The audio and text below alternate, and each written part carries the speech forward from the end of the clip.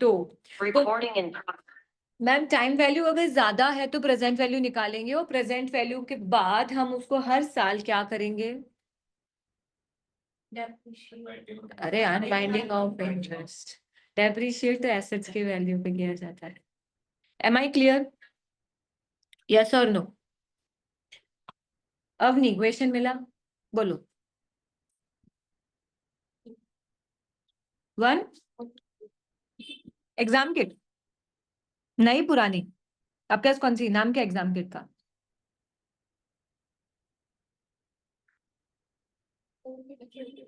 कौन सी? 24-25।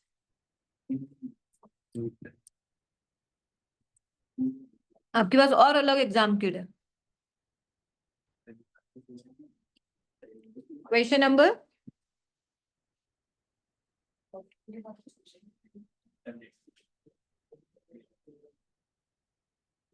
This one, कल ही तो एक्सप्लेन किया था। कल आप नहीं थे, समझ में नहीं आया। देखो कैसा है, उसने 2 तरह के खर्चे बताए जो फ्यूचर में लगने वाले हैं। एक उसने बताया है कि हम जो ड्रिलिंग करेंगे अंडर सी ऑयल फील्ड की, तो हमें उसको रीस्टोर करना पड़ेगा। ऑब्वियसली आप नीचे तक अगर छेद कर रहे हो या खोल कर रहे हो, so you have to restore that site. उसके लिए आपको कितना खर्चा लगेगा?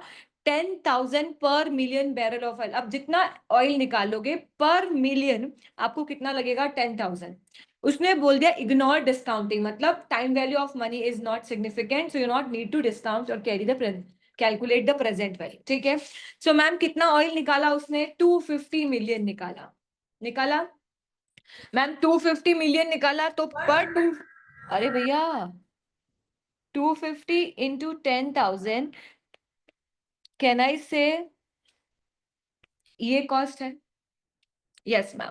फिर उसने बोला कि जो आपने मशीन वहां इक्विप की है, you have to dismantle it. आप उसको वापस निकालोगे, डिसमेंटल करोगे, और उस मशीन को डिसमेंटल करने के लिए you have to incurred some cost which is 30 million, but that 30 million is incurred by you in the year 30th September 2008, in the year 30th September 2018। आज हम खड़े हैं कौन से फाइनेंशियल ईयर में? 1 अक्टूबर 2003, सॉरी 2003 एंड 30th September 2008, मतलब after 5 years। तो can I say you need to calculate the present value today. ठीक है, और उसका फैक्टर दे रखा है 0.68। सो मैम 30 मिलियन इंटू 0.68 कितना आया?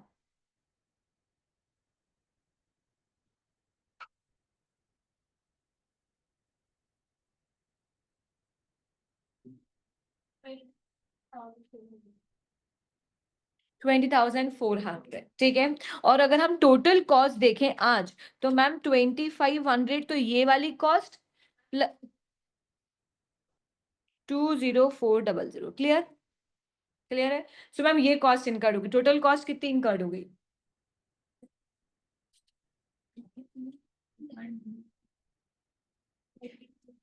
22,900।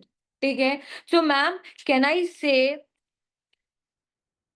ये आपने आज की कॉस्ट निकाली है, बट हमको तो इसने कब पूछा है कि आपकी प्रोविजन की वैल्यू कब रहेगी? 30 सितंबर 2004। कैन आई से ईयर एंड का पूछा है, तो ये दोनों कॉस्ट तो प्रोविजन का पार्ट बनेंगे ही सही, प्लस कैन आई से अनवाइंडिंग ऑफ इंटरेस्ट भी होगा, और इंटरेस्ट किस पे कैलकुलेट होगा? 2400 पे। तो बस, सो मैम यहाँ पे provision 2500 as usual, opening balance 20,400 opening balance, और 20,400 का 8% निकालेंगे। So this is my closing value of provision, and that finance cost is to be charged in the statement of P&L as a finance cost, और P&L में, और उधर credit हो जाएगा इसमें प्रोविजन में। आया समझ में? Yes ma'am. So as usual मैंने कल बोला था कि हम बहुत इजी टॉपिक स्टार्ट करने वाले हैं, which is called cash flow. पहले earlier in the earlier exams cash flow test नहीं किया जाता था, बट फ्रॉम सितंबर ऑनवर्ड्स अब कैश फ्लो टेस्ट किया जाएगा। So you can find the cash flow questions in two marks, और we can say section B, A B and C. It can be from anything, कभी भी किधर भी आ सकता है। सो कैश फ्लो आना बहुत जरूरी है। ठीक है। सो अगर हम एक बात बताएं, हम कैश फ्लो बना क्यों रहे?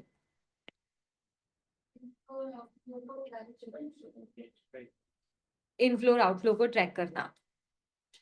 एनीवन? पीएनएल तो बनाते हैं, पीएनएल में दिख रहा है कितने साल का प्रॉफिट कमाया है, तो कैश फ्लो की क्या जरूरत है?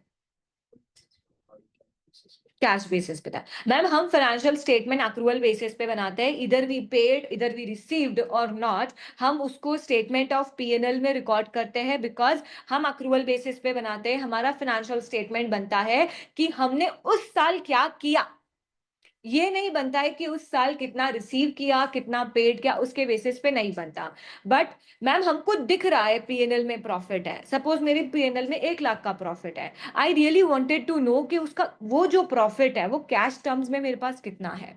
मालूम पड़ रहा है मेरी सेल्स बढ़े जा रही है, first year 1 CR, second year 2 CR, third year 3 CR, ठीक है 3 CR। फिर जब मैंने अपना बैलेंस शीट उठाया और कैश फ्लो देखा तो सिर्फ 10,000। It means that company grow तो कर रही है, दिख रहा है in terms of revenue company grow कर रही है, बट कंपनी की पॉलिसी क्या है? मैक्सिमम लोगों को कवर करना है, क्रेडिट पे बेचो, उधारी पे बेचो। क्या ये कंपनी की सही पॉलिसी है? In the long run company में फेसेस द फाइनेंशियल क्राइसिस और अ कैश क्राइसिस, बिकॉज आप क्रेडिट पे बेच तो रहे हो पर पैसा है नहीं खरीदने का नया स्टॉक, और नया स्टॉक खरीदने के लिए नहीं, आप अपना पर्सनल पैसा लगाओ, तो ultimately not today, not year after, but maybe 2 to 3 years after, you can face a financial crisis. So हम कैश फ्लो निकालते सिर्फ इतना जानना चाह रहे हैं कि हमने जो साल भर में ट्रांजैक्शंस किए हैं, अल्टीमेटली कंपनी ने कैश में डील कितना किया है, कंपनी को कैश रिसीव्ड या कैश आउटफ्लो कितना हुआ है। Am I clear? तो इट मीन्स दैट मैम हमारे पूरे कैश फ्लो में अक्रूवल बेसिस का कोई कॉन्सेप्ट नहीं है, हम सिर्फ सिंपल सा कॉन्सेप्ट निकालते हैं, हमारे पास से कितना कैश गया और कितना कैश आया। ठीक है, जैसे स्टार्टिंग में हमारे पास 1 लाख रुपया था, तो कैन आई से this is my opening cash balance. और इस साल कितना गया और कितना आया अगर नेट कर दें, तो कैन आई से मुझे पता चल जाएगा क्लोजिंग में मेरे पास कैश का बैलेंस कितना है। अल्टीमेटली कैश फ्लो बनाने का रीजन यही है कि कंपनी डील तो कर रही है, बट कंपनी ऐसा तो नहीं अल्टीमेटली कैश क्राइसिस में चली जाए। तो कैश फ्लो जानने से सिर्फ ये जानना होता है कि कंपनी का मेजर ट्रांजैक्शंस कहाँ हो रहा है, ऑपरेटिंग इन्वेस्टिंग फाइनेंसिंग कहाँ हो रहा है। आज जब हम फाइनेंसिंग एक्टिविटीज या इन्वेस्टिंग एक्टिविटीज में देखते हैं, तो do you think major outflow ही होता है, बिकॉज हम नई एसेट्स खरीद रहे होते हैं। सो आज हमको वो आउटफ्लो दिखता है, आप समझो, आज मैंने कोई एसेट खरीदा, आपको क्या दिख रहा होगा और कैश फ्लो नेगेटिव हो गया, कैन आई से वो नियर बाय फ्यूचर में पॉजिटिव कर देगा, बिकॉज आज मेजर एक्सपेंसेस है, पर आने वाले सालों में उससे रिटर्न आना शुरू होगा, और रिटर्न आना शुरू होगा तो उससे हमें बेनिफिट होने लगेगा। हमको कैश फ्लो पढ़ना सीखना है, बनाना तो हम सीखेंगे ही, पर उसका इंटरप्रिटेशन कैसा होता है कि यार मैम इवन दो हमको इन्वेस्टिंग एक्टिविटीज में नेगेटिव कैश फ्लो दिख रहा है, इट मींस आउटफ्लो ज्यादा हो रहा है, बट नियर बाय फ्यूचर में हो सकता है कंपनी को कैश फ्लो हो जाए, पॉजिटिव आ जाए, यस और नो। मैम सिमिलरली जब हम इन्वेस्टिंग एक्टिविटीज देखते हैं और आपको बहुत ज्यादा इनफ्लो दिखे, इन्वेस्टिंग एक्टिविटीज में बहुत ज्यादा इनफ्लो दिखे, तो हम क्या ऐसा बोल सकते हैं क्या कि मैम कंपनी को कैश क्राइसिस है और वो अपनी एसेट्स बेच रही है? yes. इन्वेस्टिंग एक्टिविटी में आपको बहुत ज्यादा इनफ्लो दिखे, अच्छा खासा अमाउंट का इनफ्लो दिखे, तो क्या मैं ऐसा बोल सकती हूँ कि कंपनी कुछ तो फाइनेंशियल क्राइसिस में है और उसको सेट करने के लिए कंपनी अपनी एसेट्स बेच रही है, यस और नो? और यही आपको 20,000 30,000 बग्स का आउटफ्लो या इनफ्लो दिखता है, इनफ्लो दिखता है इन्वेस्टिंग एक्टिविटीज में, तो क्या लगेगा कंपनी एसेट्स बेच रही है? नहीं। सो हमको पूरे सेशन में बहुत वाइजली कैश फ्लो पढ़ना है, उसका इंटरप्रिटेशन समझना है कि अगर कोई ट्रांजैक्शन हो रहा है तो उसका इम्पैक्ट हमारे कैश फ्लो पे क्या आता है, और अल्टीमेटली उसका इम्पैक्ट बिजनेस पे क्या आएगा। कोई भी कंक्लूजन ड्राफ्ट नहीं करना कि और कंपनी ने तो एसेट खरीदा, इन्वेस्टिंग एक्टिविटीज में बहुत आउटफ्लो है, तो इट्स मींस दैट कंपनी तो लॉस में जा रही है। अरे आउटफ्लो मतलब कंपनी नई एसेट्स में इन्वेस्ट कर रही है, और नई एसेट्स अल्टीमेटली ऑपरेटिंग एक्टिविटीज का प्रॉफिट बढ़ाएगी, यस और नो? लॉजिक बैठा? Yes ma'am. सो अभी हमने थोड़ा सा ब्रॉडर टर्म पढ़ लिया, अभी हम बेसिक पर आते हैं, ठीक है। बेसिक स्टार्ट किससे होता है? कैश फ्लो में हम तीन एक्टिविटीज क्लासिफाई करते हैं, कौन कौन सी? Operating, investing and financing. अरे यार, ठीक है। Operating, investing and financing. अभी हम बहुत डिटेल्ड में नहीं पढ़ रहे हैं, बट आप मुझे बताओ, ऑपरेटिंग, इन्वेस्टिंग, फाइनेंसिंग में कुछ कोई भी ट्रांजैक्शंस बताओ, आप कहाँ रिकॉर्ड करते हो? कौन सा भी, जैसे डेप्रिसिएशन है, आपके हिसाब से कहाँ रिकॉर्ड होते हैं? वो ऑपरेटिंग में क्लासिफाई होता है। सबसे बड़ी बात मैम, ये नॉन कैश ट्रांजैक्शन है। तो डेप्रिसिएशन तो आप समझ लो, डेप्रिसिएशन की वजह से पैसा गया क्या? पैसा गया क्या? तो कैश फ्लो में क्लासिफाई होता है क्या? नहीं होता है। आपको इसका इम्पैक्ट जीरो करना होता है। आप ऑलरेडी दे चुके होते हैं, इम्पैक्ट जीरो करना क्यों? Because this is non cash transaction. हम कैश फ्लो में ओनली दो ट्रांजैक्शंस आप कंसिडर जो किसमें हुए हों, कैश में। बात समझ में आई? सो मैम, ऑपरेटिंग, इन्वेस्टिंग और फाइनेंसिंग, ऑपरेटिंग एक्टिविटीज में वो सारे ट्रांजैक्शन कंसिडर होते हैं जो मेरे किससे हो, कोर बिजनेस एक्टिविटीज हो। Sales, purchase, electricity expenses, salaries, everything is covered under the operating, मेरे बिजनेस से चलने वाले खर्चे। मैम इसको कैसे करेंगे? हमको एक फॉर्मेट गिवन है, ठीक है, to calculate the operating cash flow. ठीक है, उसी फॉर्मेट में हम फिगर पुट करेंगे and we automatically get the cash outflow. Clear या इनफ्लो? इन्वेस्टिंग एक्टिविटीज में आप बताओ क्या क्या क्लासिफाई करते हो? अब मैं बता रही हूँ, इन्वेस्टिंग एक्टिविटीज में आपको वो ट्रांजैक्शंस बताने हैं जो कैश के मूवमेंट के हैं। Can I say ma'am, assets purchase किया, यस और नो? आउटफ्लो या इनफ्लो? आउटफ्लो। एसेट सेल किया, इनफ्लो। मैम इन्वेस्टमेंट परचेज किए, इन्वेस्टमेंट सेल किए,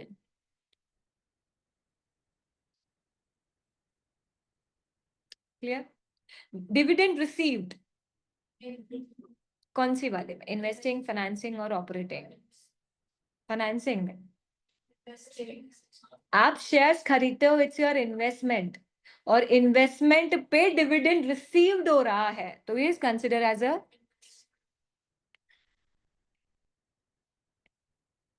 डिविडेंड रिसीव्ड। इंटरेस्ट रिसीव्ड,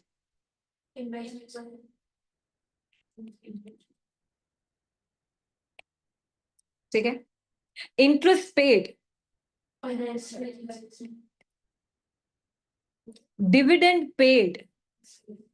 आपको पता है, पहले, मतलब जब IFRS 18 नहीं इंट्रोड्यूस किया गया था, तो ये जो इंटरेस्ट पेड है ना, ये ऑपरेटिंग एक्टिविटीज में क्लासिफाई होता था।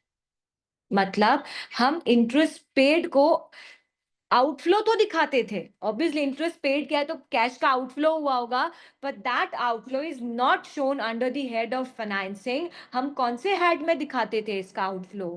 ऑपरेटिंग एक्टिविटीज में। लॉजिकली इज नॉट करेक्ट, ठीक है, आई कंप्लीटली एग्री कि लॉजिकली वो सही नहीं था, बट ऐसा होता आ रहा था। अब क्लियर है कि अब हम इसको कौन सी एक्टिविटी में दिखाते हैं?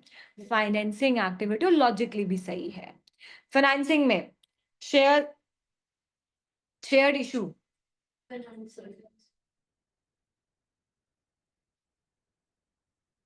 ठीक है, लोन,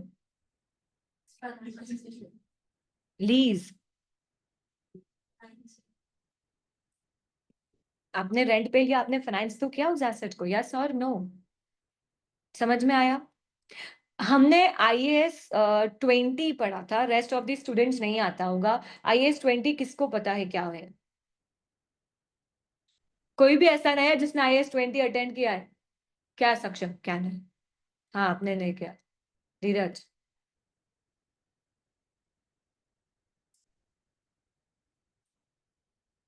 IAS 20 रितोष।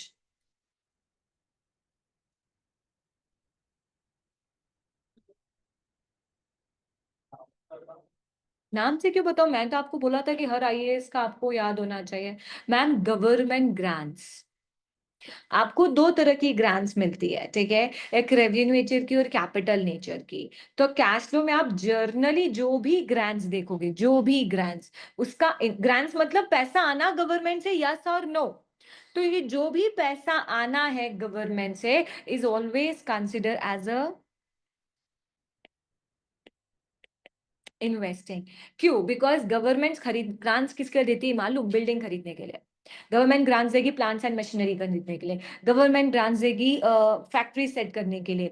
तो जो उससे पैसा मिलेगा, जो इनफ्लो होगा, वो कौन सी एक्टिविटी में कंसिडर होगा? Investing activities. Am I clear everyone?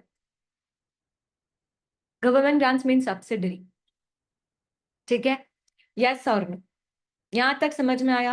अभी कंक्लूजन ड्राफ्ट मत करना जब तक हम क्वेश्चंस नहीं करेंगे। हमको इसकी कोई चीज नहीं समझ में आने वाली है, क्योंकि हमको प्रोसीजर रटना नहीं है। दो तीन क्वेश्चंस की प्रैक्टिस करेंगे, अपने आप कैश फ्लो पे कमांड आएगी, ठीक है। 11 12 में पढ़ के आए हैं, एकदम से नहीं आएगा समझ में, ठीक है। अब बात देखिए मैम, आती है, यस विकसित। मैम गवर्नमेंट ग्रांट्स को रिलेटेड मैं पूछ रहा हूँ कि एसेट के लिए दिया होगा तभी उसको इन्वेस्टमेंट पे लेना है ना। अगर जैसे कि बोल दिया कि 3 साल एम्प्लॉय रखना है तब भी वो उसको देंगे ही इन्वेस्टमेंट नहीं। में लेंगे। अभी तक हमारे कैश फ्लो में जितना भी ग्रांट्स है वो इन्वेस्टिंग एक्टिविटीज में ही क्लासिफाई होती है, ओके। ठीक है। मतलब आपको in the cash flow they not going to mention कि ये ग्रांट्स किसके लिए दी गई है। इफ दे, हम उस पे फिगर आउट करेंगे, अदरवाइज रेस्ट मैंने जितने भी क्वेश्चंस देखे they never ever mentions government grants किसके लिए दी गई है। क्लियर विकसित? Yes ma'am. Yes ma'am. अब देखो, इन्वेस्टिंग एक्टिविटीज आप क्लियर हो कि इसके बियॉन्ड कोई एक्टिविटीज, कोई ट्रांजैक्शंस हो सकता है क्या? नहीं। मैम फाइनेंसिंग एक्टिविटीज में भी क्लियर है कि लोन लेंगे या ऐसा ही कुछ एक्टिविटीज होगी। तो इसके लिए चाहे डायरेक्ट मेथड हो चाहे इनडायरेक्ट मेथड हो, इनकी कैलकुलेशन ऐसे ही होती है, इनकी कैलकुलेशन फिक्स्ड है। बट फॉर ऑपरेटिंग एक्टिविटीज आपको कैलकुलेट करने, मतलब ऑपरेटिंग कैश फ्लो कैलकुलेट करने के लिए आपको टू मेथड्स प्रोवाइडेड होती है। First one is direct, second one is indirect, ठीक है। But for the FR syllabus direct method is not available. हम कौन सी मेथड अप्लाई करते हैं? इनडायरेक्ट। क्लियर? चाहे आप डायरेक्ट फॉलो करो, चाहे आप इनडायरेक्ट फॉलो करो, ठीक है। हाँ, आंसर्स तो सेम आएगा। डायरेक्ट फॉलो करो या इनडायरेक्ट फॉलो करो, इन्वेस्टिंग एक्टिविटी की कैलकुलेशन में कोई चेंज नहीं आएगा, फाइनेंसिंग एक्टिविटी की कैलकुलेशन में कोई चेंज नहीं आएगा। इट्स मींस दैट अगर डायरेक्ट फॉलो करते हैं या इनडायरेक्ट फॉलो करते हैं, चेंज किस में आएगा? ऑपरेटिंग मेथड की कैलकुलेशन में चेंज आएगा। इन दोनों की कैलकुलेशन में कोई चेंज नहीं आएगा। Am I clear? Yes ma'am. Ma'am direct method और इनडायरेक्ट, देखो हमको पढ़ना नहीं है, बट हम समझे तो सही। इस पे हम डिटेल डिस्कशन नहीं करेंगे, बट समझे तो सही डायरेक्ट क्या होता है। डायरेक्ट क्या होता है? आपका पीएनएल होता है, पीएनएल में आप रेवेन्यू लिखते हो। Do you what you think, जितने पीएनएल में मूवमेंट्स होंगे वही तो आपकी ऑपरेटिंग एक्टिविटीज के ट्रांजैक्शंस होंगे, यस और नो? वो क्या करता है? अब जैसे रेवेन्यू लिखा, तो कैन आई से मैं ओपनिंग रिसीवेबल्स में इस साल का रेवेन्यू ऐड कर दूं और क्लोजिंग रिसीवेबल्स माइनस कर दूं, तो क्या मुझे पता चल जाएगा इस साल मुझे रेवेन्यू रिसीवेबल से कितना पेमेंट रिसीव्ड हुआ, यस और नो?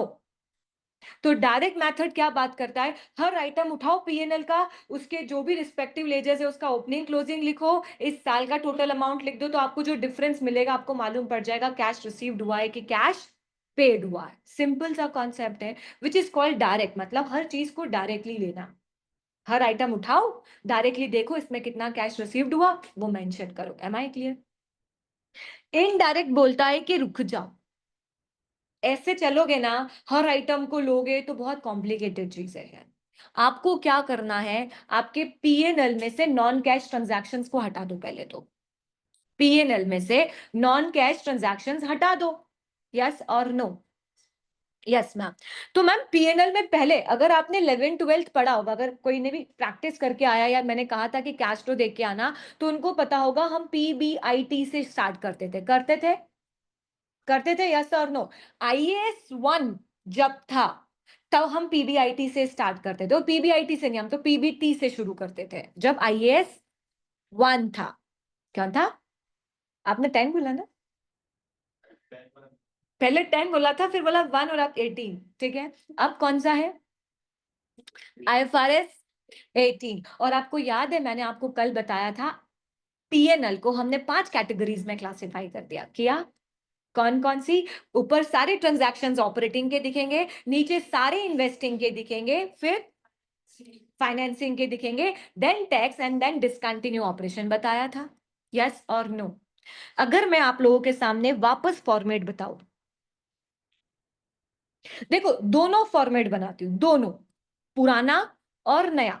नए से हमको सीखना है, पुराना आपने 11th-12th में सीखा होगा, तो वो बताने का एक रीजन है कि आपको हेल्प मिलेगी कि चेंजेस क्या है, ठीक है। मैम हमको जानने की क्या जरूरत है, हमको नया ही सिखाओ ना। बोलो क्या करना है? सीधे नए पे जंप करना है कि फिगर आउट करना है कि पहले क्या होता था और अभी क्या हो रहा है?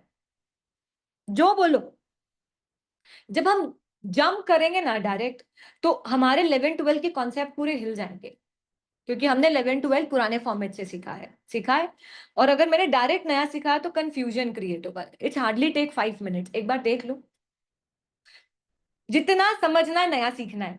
अगर लगे पुराना बोरिंग है तो 5 मिनट स्किप कर देना अपनी लाइफ से, कि थे ही नहीं है मूवमेंट, बस सुन तो लो, ठीक है। ये अपन आईएएस 1 से बनाते हैं, सॉरी, आईएएस 1 से बनाते हैं, और ये कौन से बनाएंगे? 80। दोनों में रेवेन्यू आएगा? Yes ma'am. लेस क्या करेंगे? सीओजीएस। कुछ चेंज आ रहा है अभी तक? क्या आ गया? Gross profit.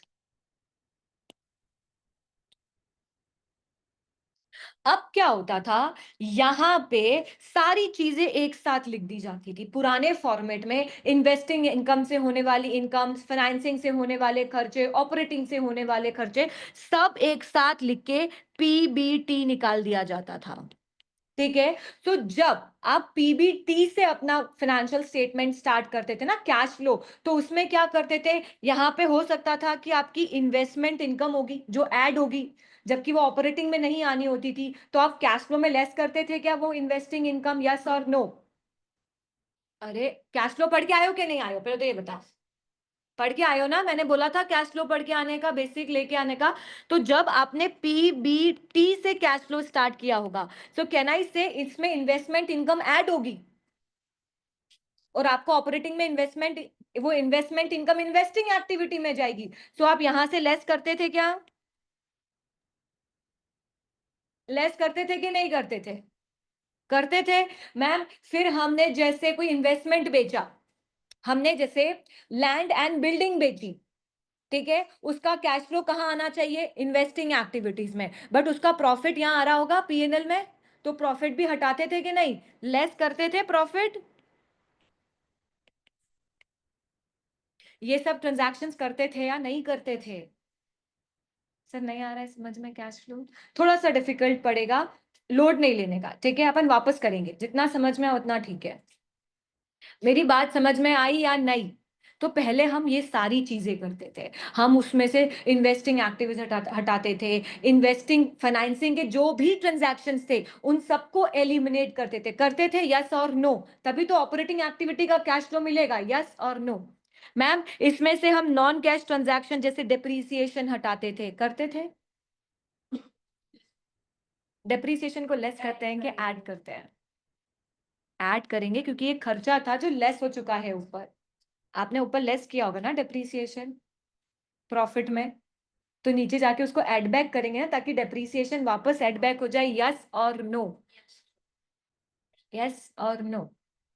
कोई चीज का इफेक्ट एलिमिनेट करना है, तो अगर वो लेस था तो एलिमिनेट करने के लिए क्या करना पड़ेगा? ऐड करना पड़ेगा, यस और नो? Yes ma'am. तो मैम पहले ना ये सारी चीजें करनी पड़ती थी, हमारा पीएनएल मतलब कैश फ्लो बहुत कॉम्प्लिकेटेड, हर चीज को एलिमिनेट करना होता था। अब क्या हुआ, अब हमारा जीपी आया, फिर जीपी के पास आप कौन से ट्रांजैक्शन लिखते हो? केवल ऑपरेटिंग ट्रांजैक्शन लिखते हो, और आपको क्या मिलता है? अगर मैं आपका कैश फ्लो सीधे ऑपरेटिंग प्रॉफिट से शुरू करूंगी, तो क्या नीचे वाले ट्रांजैक्शंस अपने आप ही हट गए? उनका इंपैक्ट आया क्या? जब इंपैक्ट आया ही नहीं, तो क्या एलिमिनेट करना पड़ेगा? क्या इन्वेस्टमेंट इनकम हटानी पड़ेगी? क्या फाइनेंस कॉस्ट हटानी पड़ेगी? क्या इन्वेस्टमेंट का fair value gain and loss जो पीएनएल में डालते हैं, प्रॉफिट्स डालते हैं, क्या वो हटाने पड़ेंगे? नहीं। सो मैम, नया कैश फ्लो में हम कौन से प्रॉफिट से शुरू करते हैं? देखो, मेरी बात बहुत अच्छे से समझना। हमको लॉजिक बैठ रहा है तो वेल एंड गुड है, नहीं तो ये फॉर्मेट दिमाग में बैठा लेना, बेस्ट तरीका। लॉजिक बैठ रहा है, क्योंकि क्या होता है, कोई भी फैकल्टी कैश फ्लो बिल्कुल जीरो से नहीं पढ़ाती। क्यों नहीं पढ़ाती? बिकॉज इसका बेसिक आप लेके आए हो। ठीक है, मतलब कितनी तो फैकल्टीज कैश फ्लो पढ़ाती ही नहीं है। ठीक है, पर हमारे एग्जाम्स में टेस्ट किया जाएगा, रियली वांटेड, हम रिस्क कहीं ना दें। ठीक है, सो हम हमारा ऑपरेटिंग प्रॉफिट जब कैलकुलेट करने जाएंगे, तो सबसे पहले कहां से स्टार्ट करेंगे? आप लिखोगे ऑपरेटिंग प्रॉफिट। पर डू यू थिंक डेप्रिसिएशन और अमोर्टाइजेशन तो ऑपरेटिंग में ही गए थे?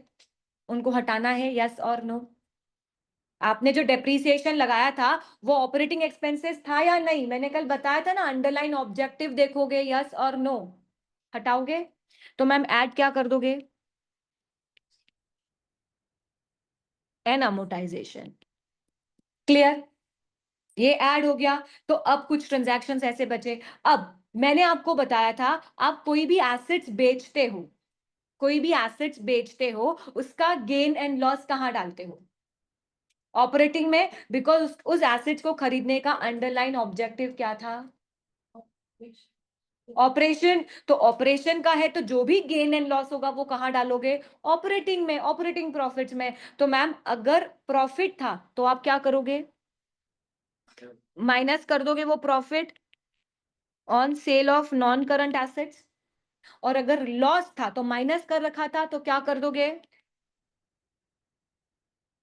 मैम, एक बात समझ नहीं आ रही, ये प्रॉफिट क्यों हटाया जा रहा है? ये तो कैश में रिसीव्ड हो गया है ना। पर do you think it's not related to the operating activities under cash flow? This cash flow is related to the investing activity, yes or no? आप समझ रहे हो हम क्या समझ रहे हैं? हमने जो पीएनएल बनाया, ठीक है, PNL investing operating financing activities में क्लासिफाई तो कर रहा है, पर ऐसा मतलब नहीं है कि ये जो पीएनएल है वो डिक्टो कैश फ्लो जैसा सिमिलर है। अलग है दोनों, दोनों में क्लासिफिकेशन अलग होता है। आप एसेट्स खरीदते हो, कैश फ्लो में कहां डालते हो? Investing activities. बट उस एसेट्स को बेचने का प्रॉफिट पीएनएल में कहां डालते हो? ऑपरेटिंग एक्टिविटी में। क्यों? बिकॉज उस एसेट्स को खरीदने का अंडरलाइन ऑब्जेक्टिव क्या था? ऑपरेशन। तो हमारे पीएनएल में ऑपरेशन के बेसिस पे क्लासिफिकेशन होता है। Am I clear everyone? ठीक है, तो आप ये मत समझना कि आईएफआरएस 18 के हिसाब से जो पीएनएल बना है ना, इज डिक्टो same to the cash flow. No, it's completely different. आपने यहां से ये प्रॉफिट हटाया, पर इसका इनफ्लो कहां पे दिखेगा? इन्वेस्टिंग एक्टिविटी में दिखेगा। अपन करेंगे ना क्वेश्चन सॉल्व, तो आपको विजिबल होगा। Am I clear? ठीक है। अब आप लोगों ने गवर्नमेंट ग्रांट्स नहीं पढ़ा है, ठीक है, तो हम बहुत डिटेल्ड में डिस्कशन नहीं करते हैं, पर एक बात आपको समझाती हूँ। समझ में आए तो अच्छी बात है, नहीं तो स्किप करना। देखो, गवर्नमेंट क्या करती है, कुछ बिजनेसेस सेटल्ड, गवर्नमेंट ग्रांट जब पढ़ेंगे तब बहुत डिटेल्ड में पढ़ेंगे, अभी सिर्फ एक क्रक्स, क्योंकि कैश फ्लो में उसका इम्पैक्ट है। ठीक है, देखो क्या होता है, गवर्नमेंट ग्रांट्स देती है। क्यों देती होगी गवर्नमेंट? सबसे आपके टर्म्स में सब्सिडीज या ग्रांट्स देती है जो बैकवर्ड एरियाज होते हैं, ठीक है, जहां इलेक्ट्रिसिटी नहीं है, एम्प्लॉयमेंट नहीं है, तो वहां पे गवर्नमेंट क्या करती है, कंपनीज को ऑफर करती है कि अगर आप वहां कंपनी या फैक्ट्री डालोगे, तो जो भी कैपिटल एक्सपेंसेस आएगा या जो भी एसेट्स आप खरीदोगे, उसमें 50% मैं दे दूंगा, बाकी रिमेनिंग आप मिला के वहां पे बिजनेस सेट कर दो। कंपनीज को फायदा क्या?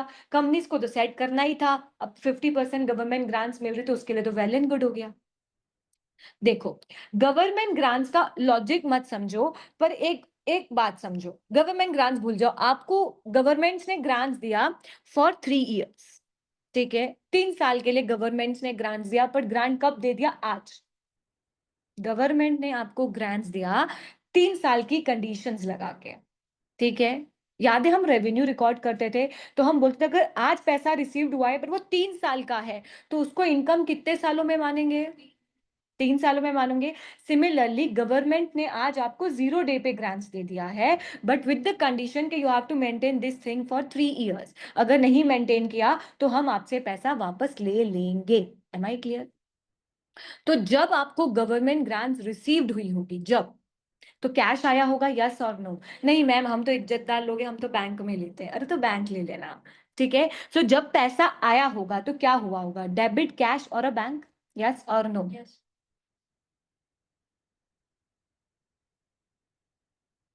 सर की क्लास चल रही है। ओके। एंड क्रेडिट क्या करेंगे? अब बात आती है क्रेडिट। क्या ये आपकी इनकम है 0 डे पे? No ma'am. क्या आपकी एसेट है ये? क्या? बट क्या आपकी लाइबिलिटी है ये?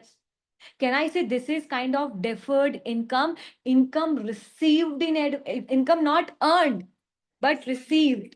Can I say? So can I say मैं इसको करूंगी deferred income की तरह treat, which is called government grant. Suppose 3 lakh रुपए मिले, yes or no? ठीक है। So whenever I received the government grants, I received cash. किसके अगेंस्ट में? मैंने एक लाइबिलिटी खड़ी कर दी deferred income करके, yes or no? Yes. अब होता क्या है, हर साल, 1 साल पूरा हुआ, कैन आई से आउट ऑफ 3 लाख, 1 लाख आपकी इनकम है। आप 1 लाख की इनकम के लिए एलिजिबल हो गए। और जब 1 लाख रुपए आपकी इनकम है, तो इनकम कहाँ जाती है? स्टेटमेंट ऑफ पीएनएल और एसओएफपी। पीएनएल में इनकम बुक करोगे, मतलब आपकी लाइबिलिटी में डेफर्ड इनकम का बैलेंस होगा 2 लाख, और 1 लाख आप एसओपीएल में इनकम बुक करोगे, ठीक है। और ये इनकम जाती है ऑपरेटिंग एक्टिविटी में, क्योंकि आपको बिजनेस चलाने के लिए दिया है। अंडरलाइन ऑब्जेक्टिव क्या है? बिजनेस। और बिजनेस है तो कहाँ क्लासिफाई करोगे? पीएनएल में। तो कैन आई से आपका ये जो ऑपरेटिंग प्रॉफिट आ रहा होगा, उसमें यहाँ पे गवर्नमेंट इनकम करके कुछ आ रहा होगा, यस और नो? आया? यस और नो? और मैंने आपको क्या बोला है, आप गवर्नमेंट ग्रांट्स को कैश फ्लो में कहाँ क्लासिफाई करोगे? मतलब गवर्नमेंट से जो भी पैसा है वो कहाँ क्लासिफाई होगा? Investing. So do you think यहाँ पे आपको ऐड बैक करना, लेस करना पड़ेगा गवर्नमेंट ग्रांट्स इनकम? यस और no?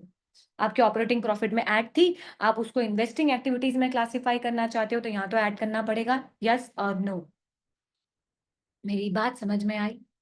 Yes ma'am. So ma'am हमको यहाँ पे एक प्रॉफिट मिल जाएगा, ठीक है।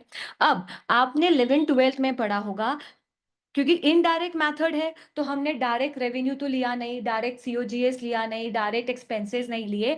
तो मैम दूसरा अब आता है मूवमेंट इन वर्किंग कैपिटल। क्या 11th-12th में सीखा था कैश फ्लो में? मूवमेंट इन वर्किंग कैपिटल मतलब करंट एसेट्स और वर्किंग कैपिटल, मतलब पता है ना, करंट एसेट्स और करंट लाइबिलिटीज के मूवमेंट्स को हम यहाँ पे अकाउंट फॉर करेंगे, यस और नो? करेंगे। तो पहला क्या हुआ, हम हमेशा हमारा कहाँ गया? मैंने लिखा ही नहीं था क्या? ओके। हमारा कैश फ्लो कहाँ से स्टार्ट करेंगे? ऑपरेटिंग प्रॉफिट से। उसमें जो भी नॉन कैश ट्रांजैक्शंस होंगे ऑपरेटिंग प्रॉफिट में, आप क्या करोगे? उसको एलिमिनेट करोगे। मैम हमको तो यार बहुत कॉम्प्लिकेटेड प्रोसेस दिख रही है ये। 2 क्वेश्चन करोगे, अपने आप प्रोसेस समझ में आ जाएगी। सुनने में ना, मतलब अगर मैं डायरेक्टली आपको क्वेश्चन कराऊंगी तो आपको लगेगा यार मैंने समझाया ही नहीं और सीधे बता रहे। एक बार सिर्फ फॉर्मेट समझ लो, फिर जब उस फॉर्मेट पे हम क्वेश्चंस करेंगे, आपको अपने आप समझ में अच्छा अच्छा ऐसे करना था। 2 क्वेश्चन में तो हम प्रो हो जाएंगे। क्योंकि क्या हो रहा है अभी बताए क्यों डिफिकल्ट पड़ रहा है? बिकॉज पहले आईएएस 1 था ना, तो आपको क्लियर पता था पीबीटी से शुरू करना है, सारे इन्वेस्टिंग के खर्चे को लेस कर ऐड कर देना है, इन्वेस्टिंग इनकम्स को माइनस कर देना है, पता था। अभी क्या हो रहा है, अभी हमारा पीएनएल ही क्लासिफाई हो गया 5 कैटेगरीज में, तो थोड़ा सा डिफिकल्ट पड़ रहा है। पर 2 क्वेश्चंस करेंगे, अपने आप समझ में आएगा। मैंने कहा ना, इन्होंने आईएफआरएस 18 तो इनकॉर्पोरेट कर दिया, पर क्वेश्चंस में फिगर्स अमेंड करना भूल गए। तो क्वेश्चन में इतने क्लासिफिकेशन ही नहीं है कि इतना माथापच्ची हमको करने की जरूरत पड़ेगी। Am I clear? Don't worry, easy जाएगा, डिफिकल्ट नहीं जाएगा, मेरे पे ट्रस्ट रखो बस, अभी सिर्फ समझो। तो हमारा अगर लॉजिकली देखे तो कहां से स्टार्ट होगा? ऑपरेटिंग प्रॉफिट से हम कैश फ्लो स्टार्ट करेंगे, नॉन कैश ट्रांजैक्शंस को सबसे पहले एलिमिनेट करेंगे, अगर वो माइनस है तो प्लस कर देंगे, और अगर वो प्लस है तो क्या कर देंगे? क्यों नॉन कैश ट्रांजैक्शंस को एलिमिनेट कर रहे हैं? Because we want cash flow. Depreciation is non cash expenses, cash expenses है क्या? No ma'am. तो मैम जो एसिड खरीदे था, अरे जब एसिड खरीदी थी तो इन्वेस्टिंग एक्टिविटीज में पूरा ही आउटफ्लो दिखाया था, यस और नो? हर साल का थोड़ी दिखाएंगे। एक साल में 1 लाख की एसिड खरीदी तो उसको 1 साल डिवाइडेड बाय 5 करके कैश फ्लो नहीं दिखाया था, सीधे 1 लाख माइनस किया था कैश फ्लो में, यस और नो? ठीक है, so ma'am non cash transactions को क्या करेंगे? एलिमिनेट करेंगे, बेसिक। ठीक है मैम, फिर ऑपरेटिंग प्रॉफिट्स में जो भी क्लासिफिकेशन हुआ, तो मैंने ब्रॉडली 2 क्लासिफिकेशन बताए, एक कौन सा? Profit and loss on sale of non current assets, क्योंकि अगर इन्वेस्टिंग एक्टिविटी का प्रॉफिट एंड लॉस है, सो कैन आई से वो ऑपरेटिंग प्रॉफिट के बाद दिखेगा, यस और नो? क्यों कंफ्यूजन हो रहा है, बहुत ब्लैंक फेस हो रहा है? देखो, आप ऑपरेटिंग प्रॉफिट लिखते हो, ऑपरेटिंग प्रॉफिट के बाद मैंने आपको बताया था ना इन्वेस्टिंग इनकम्स लिखते हैं, और इन्वेस्टिंग का सेल गेट, जो भी इन्वेस्टिंग एक्टिविटी से रिलेटेड सारी चीजें नीचे आएगी। तो अब इन्वेस्टिंग का कोई एसेट बेचा है तो उस पे जो प्रॉफिट है, तो वो प्रॉफिट कहाँ आएगा? यहाँ पे, क्योंकि किससे रिलेटेड है? इन्वेस्टिंग एक्टिविटी से रिलेटेड है, तो सब कुछ नीचे आएगा। तो क्या इन चीजों को एलिमिनेट करने की जरूरत है? इनका इंपैक्ट ही नहीं लिया है तो एलिमिनेट क्यों करेंगे? क्लियर है? Yes ma'am. फिर मैम एक प्रॉफिट आ गया जिसमें हमने नॉन कैश ट्रांजैक्शन एलिमिनेट कर लिए, profit and loss on non current assets पे कर लिया, और गवर्नमेंट ग्रांट्स को हटा लिया। ठीक है, फिर एक प्रॉफिट आया, अब इसमें हम क्या देखेंगे? यहां पे दिखाती हूँ क्या देखेंगे। Working capital movement. अब मूवमेंट कैसे देखेंगे? मैंने आपको दिखाया था फॉर्मेट कि आपको हमेशा 2 साल का फाइनेंशियल स्टेटमेंट दिया जाता है, फर्स्ट ईयर जो आपका करंट ईयर होता है, और उसके साथ में जो एक और दिया जाता है जिसको हम क्या बोलते हैं? कंपेरेटिव, वो आपको प्रीवियस ईयर का डेटा दिया जाता है, यस और नो? फिर आप क्या करना, सिंपल सा देखो, कैश फ्लो सॉल्व करने का सबसे बेस्ट तरीका बताऊं क्या होता है? पहले पीएनएल ले लो, पीएनएल के हर आइटम का इंपैक्ट दे दो, खत्म हो गया। फिर बैलेंस शीट उठाओ, बैलेंस शीट में उठाने के बाद आपको सारे देखो, आपकी बुक्स में अगर शेयर कैपिटल 1 लाख थी, अगर 2 लाख हो गई, तो आपको दिख रहा है 1 लाख की शेयर कैपिटल बढ़ी, इट्स मींस आपके बैलेंस शीट में ओपनिंग और क्लोजिंग अगर किसी आइटम का मूवमेंट आ रहा है, तो मतलब कुछ ना कुछ ट्रांजैक्शन हुआ है, इधर कैश में रिसीव्ड हुआ होगा या कैश में पेड हुआ होगा। तो हर आइटम पकड़ो। अब वर्किंग कैपिटल पूछा है तो किसके मूवमेंट देखेंगे? करंट एसेट्स के एंड करंट लाइबिलिटी। अब करंट एसेट्स के हेड में आपको जितने भी आइटम्स दे रखे हैं, क्या क्या दे रखा होता है? इन्वेंट्री दे रखी होती है, डेटर्स जिसको हम ट्रेड रिसीवेबल्स दे रखे होते हैं, मैम कैश दे रखा होता है, तो कैश यहाँ नहीं कंसिडर करते, वो हम सबसे आखिरी में निकालते हैं, ओपनिंग प्लस पूरे साल भर का कैश फ्लो, तो वो कंसिडर करते हैं। ठीक है, यस और नो? Yes ma'am. तो मैम सारे ट्रांजैक्शंस देख लो, ये भी हो सकता है इंटरेस्ट रिसीवेबल का कॉलम भी हो। इंटरेस्ट रिसीवेबल मतलब क्या? इस साल इंटरेस्ट रिसीव करना था, तो ओपनिंग बैलेंस दे रखा है, क्लोजिंग दे रखा है, और पीएनएल में इंटरेस्ट डाल रखा है, तो डू यू थिंक उसके मूवमेंट से आपको मालूम पड़ जाएगा इस साल कितना रिसीव्ड हुआ, यस और नो? आया समझ में? मैम करंट एसेट, मैम पर ये मूवमेंट समझने में बहुत दिक्कत होती है कि ऐड करना होता है कि लेस करना होता है। ठीक है, अब एक बात सोचो,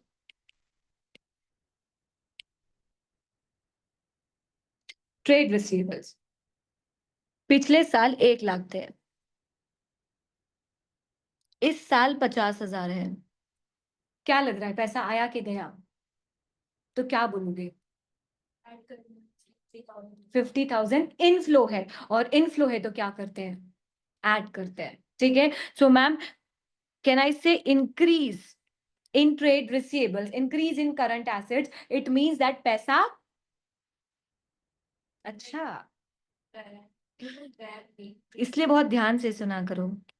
डिंक्रीज, यहाँ पे डिंक्रीज हुआ है ना, 1 लाख था पहले, इस साल 50,000। ये हमेशा प्रीवियस ईयर का डेटा होता है, ये करंट ईयर का होता है। पिछले साल 1 लाख था, इस साल 50,000 है, तो आपके हिसाब से कैश आया कि गया? आया। तो मैम 50,000 हम क्या कर देंगे, ऐड कर देंगे। सिमिलरली इस साल 2 लाख हो गए और 1 लाख है, मतलब पिछले साल 1 लाख थे और बढ़ गए। मैम यहाँ तो कोई आउटफ्लो थोड़ी हो रहा है, पैसा थोड़ी दिया होगा ट्रेड रिसीवेबल्स को, बट इट इज अज्यूमिंग कि आउटफ्लो ही होता है। क्लियर है? अगर आना इनफ्लो है तो वी आर अज्यूमिंग कि बढ़ रहा है, तो आया तो नहीं है। आया नहीं है तो क्या मानोगे? आउटफ्लो। आउटफ्लो है तो क्या करोगे?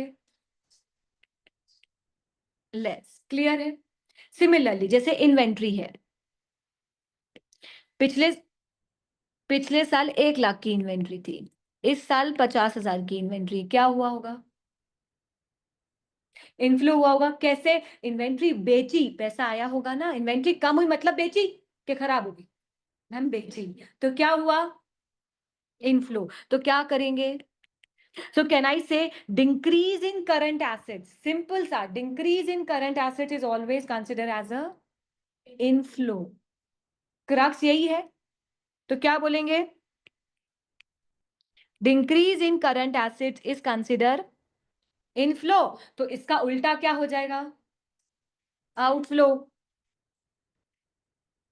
Increase in current assets it's outflow. Similarly इसका उल्टा अगर लाइबिलिटी में देख लो, can I say increase in current liabilities consider as inflow? Proof करके देखते हैं। देखो, करंट लाइबिलिटीज मतलब क्रेडिटर्स, ट्रेड पेबल्स, ठीक है। पिछले साल 1 लाख के थे, इस साल 50,000 के। डू यू थिंक एक लाइबिलिटी 1 लाख की थी, अभी वो 50,000 की बची? इट्स मीन्स आपने क्या किया होगा? पेमेंट किया होगा, और पेमेंट किया होगा तो क्या हुआ होगा? आउटफ्लो। कितना? मैम आउटफ्लो हुआ 50,000 का, और ये डिक्रीज हुआ कि इंक्रीज? तो can I say decrease in current liability is consider as outflow, ठीक है। और increase in current assets is outflow, तो increase in current liability is, logic बैठा क्या? तो कभी समझ में ना आए ना तो उसको अपोजिट कर लो। ये इसको देख के क्लियर हो रहा है ना कि आउटफ्लो हुआ। अगर आपको उल्टी सिचुएशन दे रखी तो आप उल्टा करके देख लो, अच्छा इसमें आउटफ्लो हो रहा है तो इसमें तो इनफ्लो ही होगा। समझ में आई? यस और नो? ठीक है। फिर आप ये सब के मूवमेंट एड ऑन लेस कर लोगे तो आपको एक प्रॉफिट मिलेगा, विच is called operating profit. Wifi चला गया क्या फिर?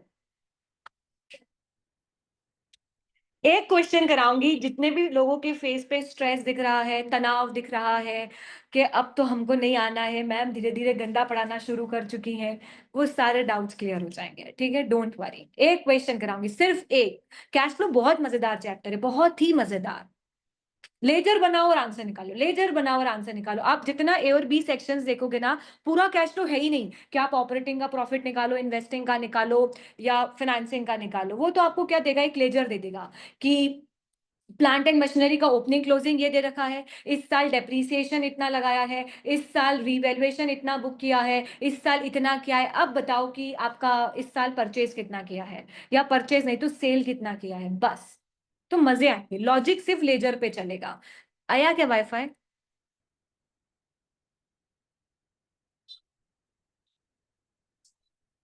ओ,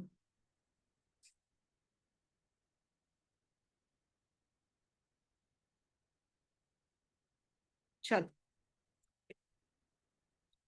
समझ में आया। आपको एक प्रॉफिट मिलेगा, आप मुझे बताओ, टैक्स पे करोगे, वो भी कैश में जाएगा, तो वो कौन सी एक्टिविटीज में क्लासीफाई होना चाहिए? इन्वेस्टिंग, ऑपरेटिंग और फाइनेंसिंग? ऑपरेटिंग। तो अभी तक आपने टैक्स पेड माइनस किया है क्या? आपने ऑपरेटिंग प्रॉफिट से लिया था ऊपर से, तो टैक्स का तो कहीं नामो निशान आया क्या? तो आप ये सारी कैलकुलेशन करने के बाद लेस क्या करोगे? लेस करोगे टैक्स। पर मैम हमको कैश में चाहिए, तो यहाँ पे कौन सा माइनस होगा?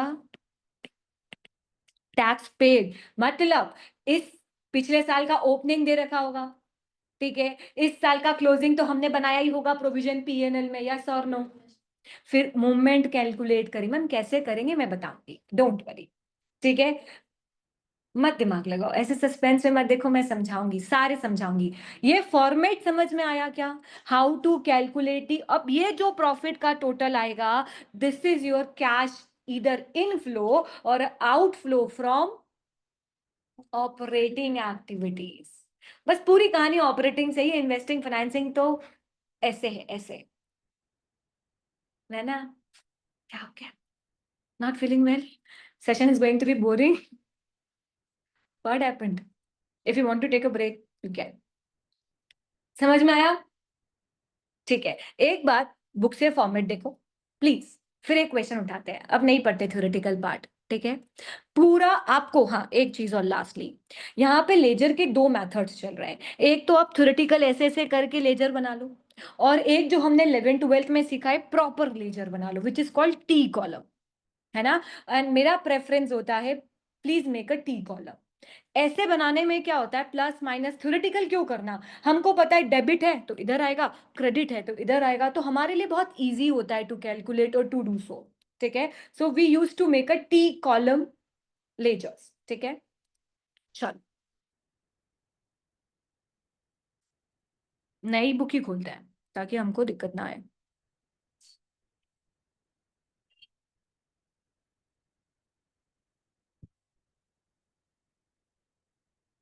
देखो, हमारा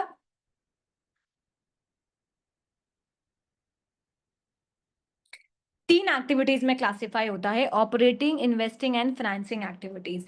कीप इन माइंड, जो पीएनएल में क्लासिफिकेशन होता है इन्वेस्टिंग, ऑपरेटिंग, फाइनेंसिंग का, it's not similar to the classification which is given under IAS 7 cash flow, ठीक है। कैश फ्लो में सेम क्लासिफिकेशन नहीं है। आप एसेट्स खरीदते हो, परचेस करते हो या सेल करते हो, कहां क्लासिफाई करते हो? इन्वेस्टिंग। बट आप सेल करते हो तो वहां कहां क्लासिफाई करते हो? ऑपरेटिंग। क्लियर? ठीक।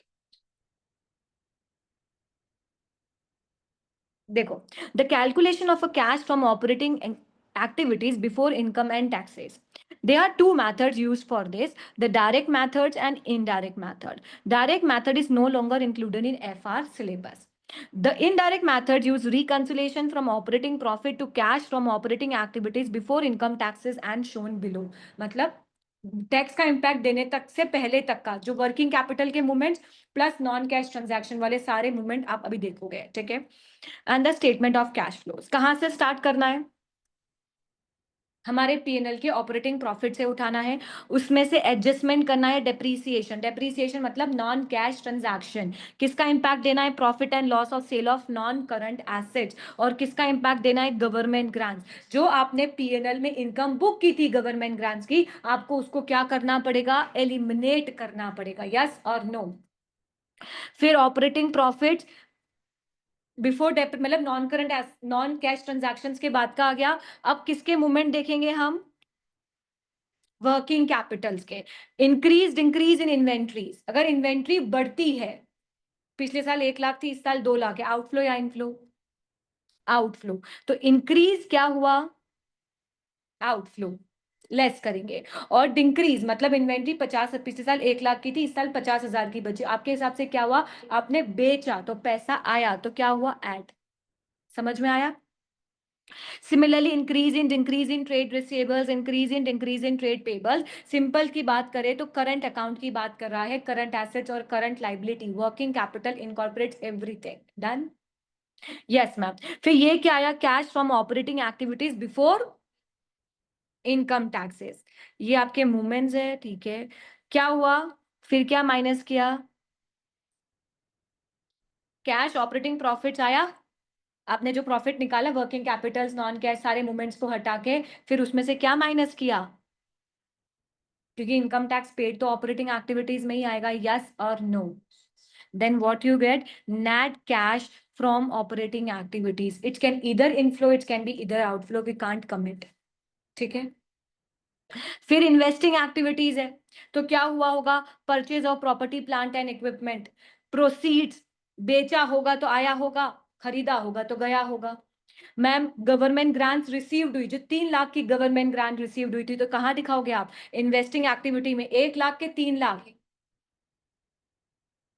उस साल कैश फ्लो कितना था? तो आपके पास कैश में कितना आया होगा? 3 के 1। तो आप तो पूरा दिखाओगे ना। पीएनएल में आप 1 लाख डाल रहे हो, वो अलग बात है। आपको मिला 3 लाख, आपका कैश का बैलेंस 3 लाख से बढ़ेगा कि 1 लाख से? तो आपको तो पूरा कैश फ्लो अगर रिकंसाइल करना है तो यहाँ कितने से ऐड होगा? क्लियर है? बट पीएनएल में कितने से माइनस होगा? क्योंकि पीएनएल में 1 लाख का डाला था, जितना डाला है उतना ही हटाना है। Am I clear? ऐसा नहीं उसको 3 मिला है तो इधर भी 3 ही। मैम इक्वल होना चाहिए, डबल एंट्री, डबल एंट्री का कोई कॉन्सेप्ट नहीं चल रहा है कैश फ्लो में, ठीक है? यस और नो? आया? ठीक है। फिर interest received and dividend received बन गया ये। क्या इसमें कुछ माथापच्ची है? नहीं है। कहीं बुक का प्रॉफिट, ऑपरेटिंग प्रॉफिट कहीं से शुरू करना है? नहीं करना। क्लियर?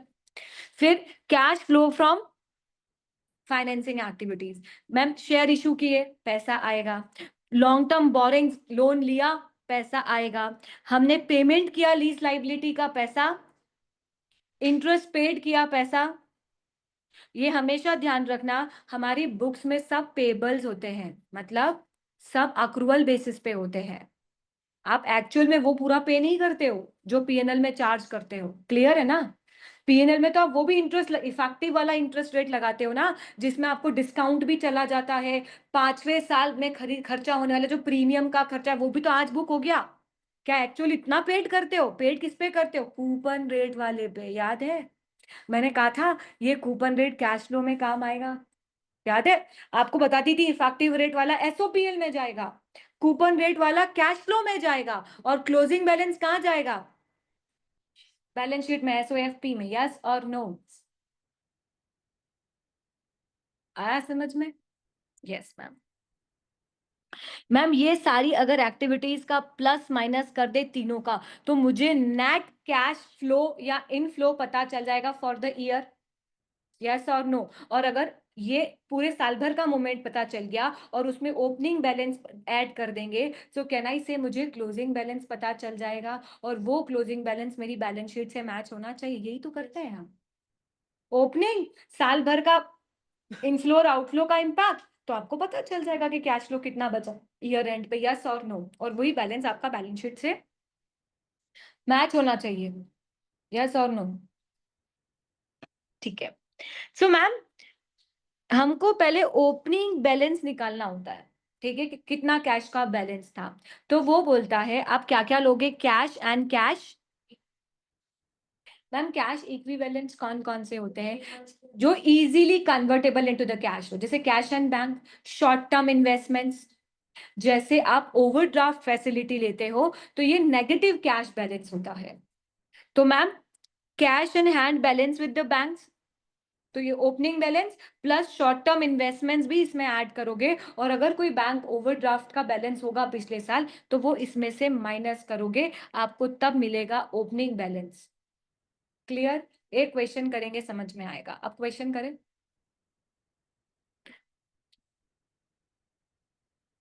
क्वेश्चन से ही टी कॉलम समझाती हूँ, ठीक है? चलो क्वेश्चन से नहीं करो, इसमें बताओ।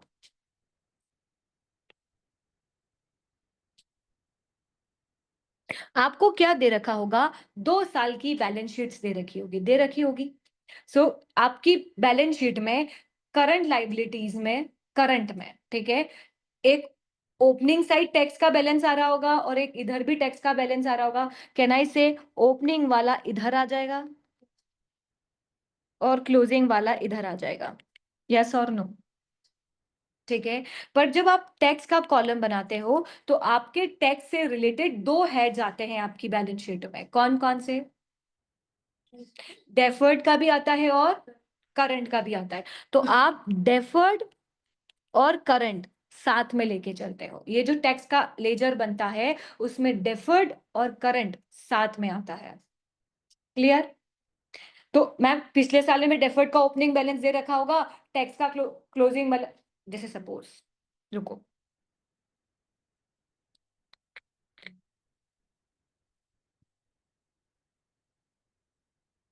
ये देखो, आप विजिबल है स्क्रीन? आपको ऐसे लेजर्स दे रखे हैं, क्या दे रखा है आपको, ऐसी बैलेंस शीट दे रखी है, यस और नो, दिख रही है कि नहीं दिख रही है, ये दिख रही है balance sheet. So ma'am taxation का ये ओपनिंग बैलेंस होगा और ये क्लोजिंग बैलेंस होगा, यस और नो। उस साइड पिछले साल का होता है, इस साल करंट ईयर का होता है, तो मैम ये हमारा क्लोजिंग ओपनिंग में जाएगा, ये हमारा क्लोजिंग में जाएगा। सिमिलरली आपको डेफर्ड टैक्स का भी बैलेंस दे रखा है, 2 लाख का ओपनिंग में जाएगा और 180 का क्लोजिंग में जाएगा, यस और नो। तो अब रुको यार, इसको ऊपर नीचे नहीं बनाते। अभी मैं क्वेश्चन नहीं सॉल्व करा रही हूं, मैं आपको हर एक लेजर का इम्पैक्ट बता रही हूँ कि कैसे लेजर का टी कॉलम बनाओगे, फिर हम पूरा क्वेश्चन सॉल्व करेंगे, ठीक है। जैसे अगर मैं बोल रही हूँ हमको टैक्सेशन का कॉलम बनाना है, किसका बनाना है,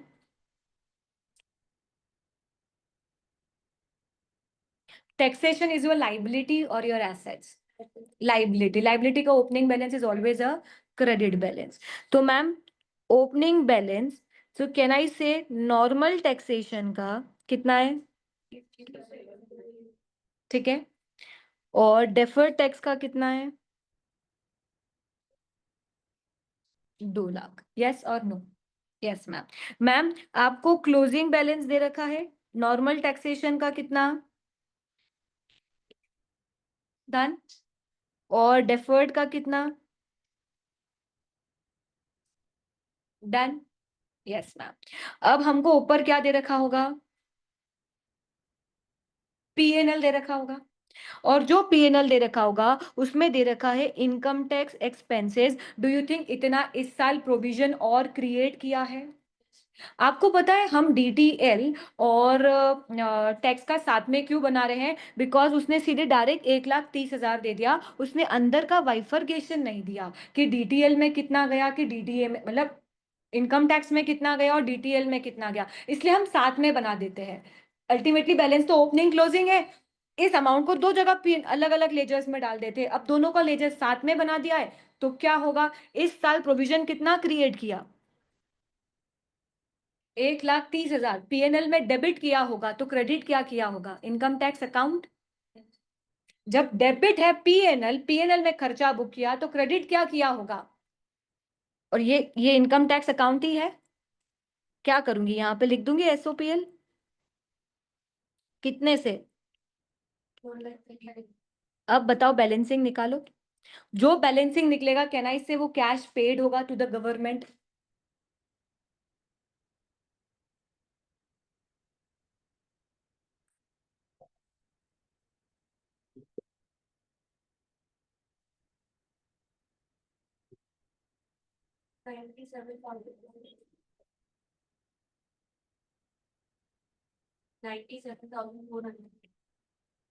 ये आ रहा है, अब बैलेंस मैच हो गया टोटल नीचे का,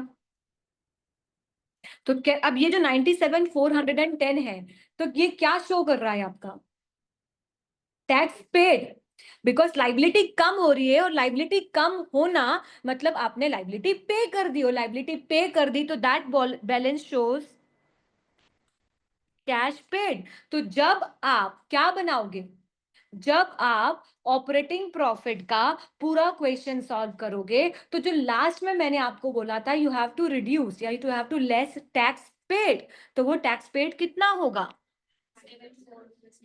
आपको समझ में आया कि कैसे लेजर्स बनते हैं। आपको ओपनिंग क्लोजिंग दे रखा होगा, पीएनएल में देख लेना क्या उससे रिलेटेड कोई आइटम है, क्योंकि अगर पीएनएल में डाला है तो या तो पीएनएल से खर्च, पीएनएल में खर्चा डाला होगा तो इसको क्रेडिट किया होगा, कुछ तो किया ही होगा, यस और नो, समझ में आया।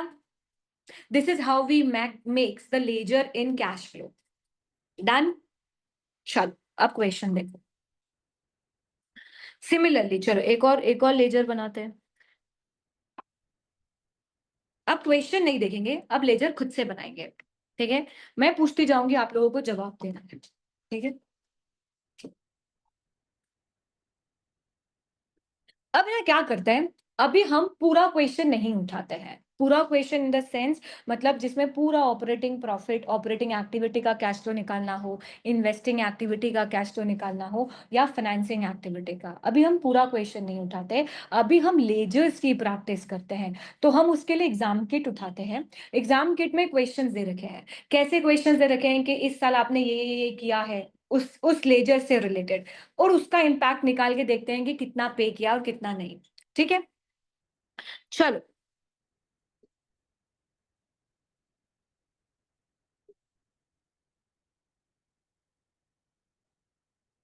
नॉन करंट एसेट्स का लेजर, मेजरली ये लेजर आपको बहुत बनाने को आएगा।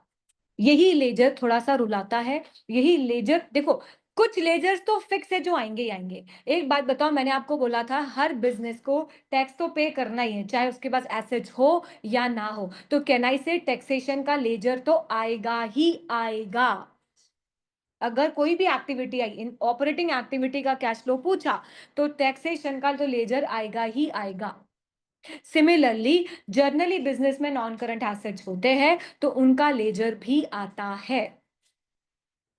हमने नॉन करंट एसेट्स को दो तरीके से लिखना सीखा है। कैसे बताऊं? एक, मैंने एक एसेट खरीदा था 1 लाख का, उस पे मैंने डेप्रीसिएशन लगाया 20,000 का। एक होती है हिस्टोरिकल अप्रोच। इट्स मींस मेरी बुक्स में एसेट्स कभी भी कैरिंग वैल्यू पे ना दिख के किस पे दिखेगी, उसकी कॉस्ट पे, जिस प्राइस पे वो खरीदी गई है। तो यहाँ पे मेरा बैलेंस कितना दिखेगा? 1 लाख का। और उसके अगेंस्ट में एक अक्यूमलेटेड डेप्रीसिएशन का लेजर दिखेगा, जिसका ओपनिंग बैलेंस होगा 20,000 का। यस और no? This is the fact. एक मेथड होती है हिस्टोरिकल कॉस्ट मेथड, जिसमें डेप्रीसिएशन अलग रिकॉर्ड किया जाता है, और जिस वैल्यू पे एसेट्स खरीदी गई है उसी वैल्यू पे एसेट्स रिकॉर्ड होती है। हमेशा 1 लाख पे ही ये एसेट रिकॉर्ड होगी, चाहे अगले साल 80 हो, 60 हो, 40 हो, 20 हो, ये हमेशा 1 लाख ही रहेगा। और उसके अगेंस्ट में ये जो डेप्रीसिएशन का लेजर है, ये बढ़ता जाएगा। पिछले साल, अगले साल 40 हो जाएगा, फिर उसके अगले साल 60, उसके अगले साल 80, बट एसेट्स की value remain at their historic cost. और एक होता है जिसमें there is no concept of accumulated depreciation. हमारी एसेट्स की वैल्यू किस पे आ रही होती है? Carrying value. तो यहाँ पे 1 लाख आएगा कि 80,000? बात समझ में आई? सो आपको क्वेश्चन बहुत वाइजली रीड करना है कि उसने कॉस्ट दे रखी है कि कैरिंग वैल्यू दे रखी है। ठीक है, अब ओपनिंग बैलेंस डेबिट साइड लिखाएगा कि क्रेडिट साइड? Debit side. अभी मान के चलो कैरिंग वैल्यू पे चल रहा है ना? ठीक है, क्लोजिंग बैलेंस इधर आ जाएगा। इस साल कितना डेप्रीसिएशन लगा, कहाँ आएगा? ऑब्वियसली इस एसेट की कैरिंग वैल्यू को, ये ओपनिंग वैल्यू को कम कर रहा होगा, तभी तो क्लोजिंग बैलेंस आएगा। यस और नो? डेप्रीसिएशन आया? यस और नो? मैंने कोई एसेट्स बेची, सेल की, कहाँ आएगी? डेबिट या क्रेडिट? Credit side. तो मैम यहाँ सेल ऑफ एसेट्स लिखेंगे। यस और नो? Yes ma'am.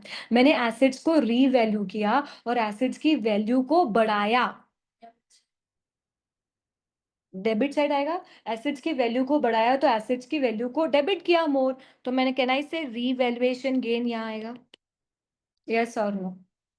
ठीक है, अब मैं आपसे पूछ रही हूँ, यहाँ पे अगर बैलेंसिंग फिगर आ रहा है तो ये क्या शो कर रहा है? आउटफ्लो के इनफ्लो? इनफ्लो। आ आउटफ्लो। क्यों? आपकी एसेट्स बढ़ रही है, डेबिट हो रही है और एसेट्स, और अगर एसेट्स बढ़ रही है तो आपने एसेट्स खरीदी होगी ना, और एसेट्स खरीदी होगी तो पैसा दिया होगा ना, और पैसा दिया होगा तो आउटफ्लो होगा ना। मेरी बात समझ में आई? आपको लेजर्स ऐसे बनाने हैं, बहुत सिंपल है, कोई कॉम्प्लिकेटेड नहीं है। अभी मैं एकदम क्वेश्चन कराऊंगी ना, तो शायद पहले तो फॉर्मेट समझना, ठीक है, प्लस ये लेजर बनाना, इतने सारे लेजर्स बनाना एक साथ हमारे लिए कॉम्प्लिकेटेड हो सकता है। तो let's try to make few ledgers, then will jump to try to solve one question. ठीक है, एक पूरा कैश फ्लो का क्वेश्चन करेंगे। आज तो मेरे ख्याल से पॉसिबल नहीं है कि हम पूरा कैश फ्लो कर पाए क्वेश्चन। सो आज हम क्या करेंगे, आज हम लेजर्स बना रहता है। Am I clear?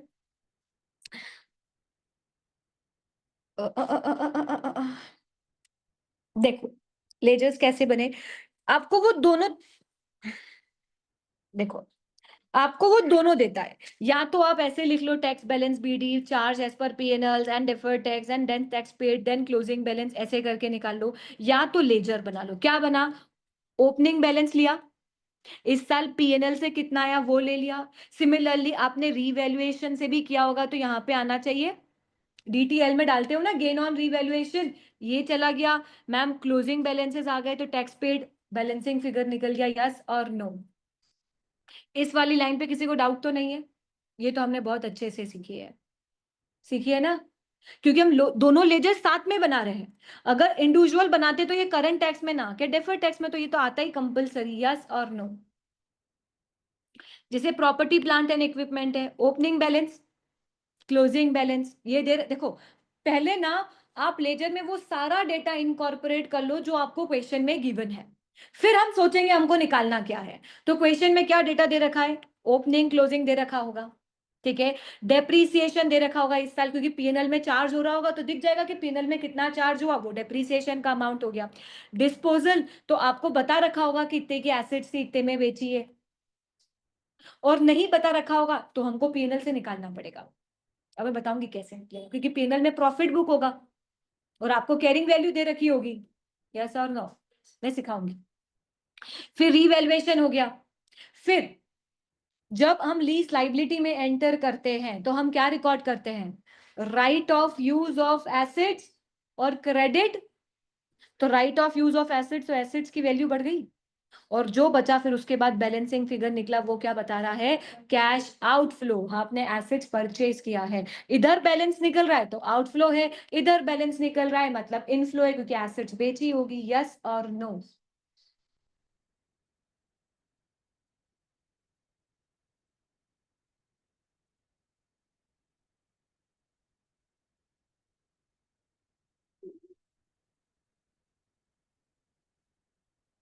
क्वेश्चंस मत करो यार, डायरेक्ट करोगे तो कंफ्यूज हो गई।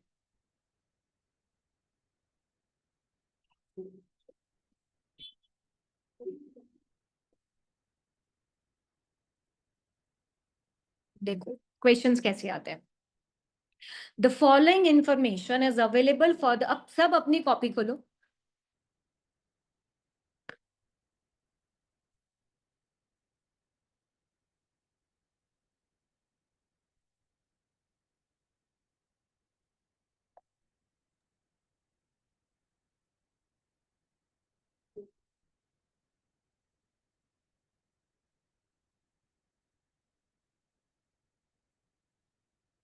खोली, अब बहुत वाइजली क्वेश्चन रीड करो, अपने हिसाब से मैं बताती जाऊं, वैसे वैसे एंट्री करते जाना।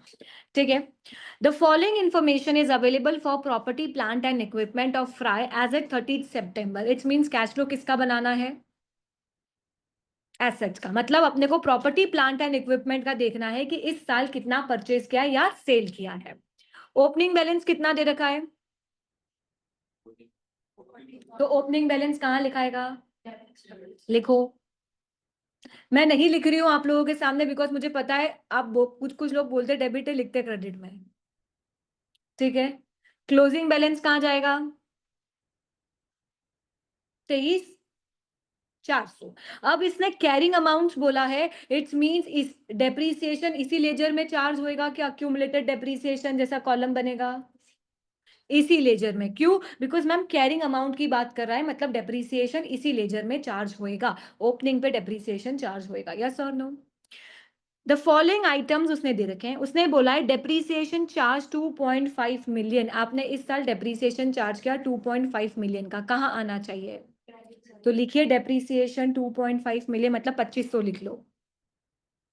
ठीक है, An item plant with a carrying amount of 3 million was sold for 1.8 million. इसमें कैलकुलेटर यूज नहीं होगा.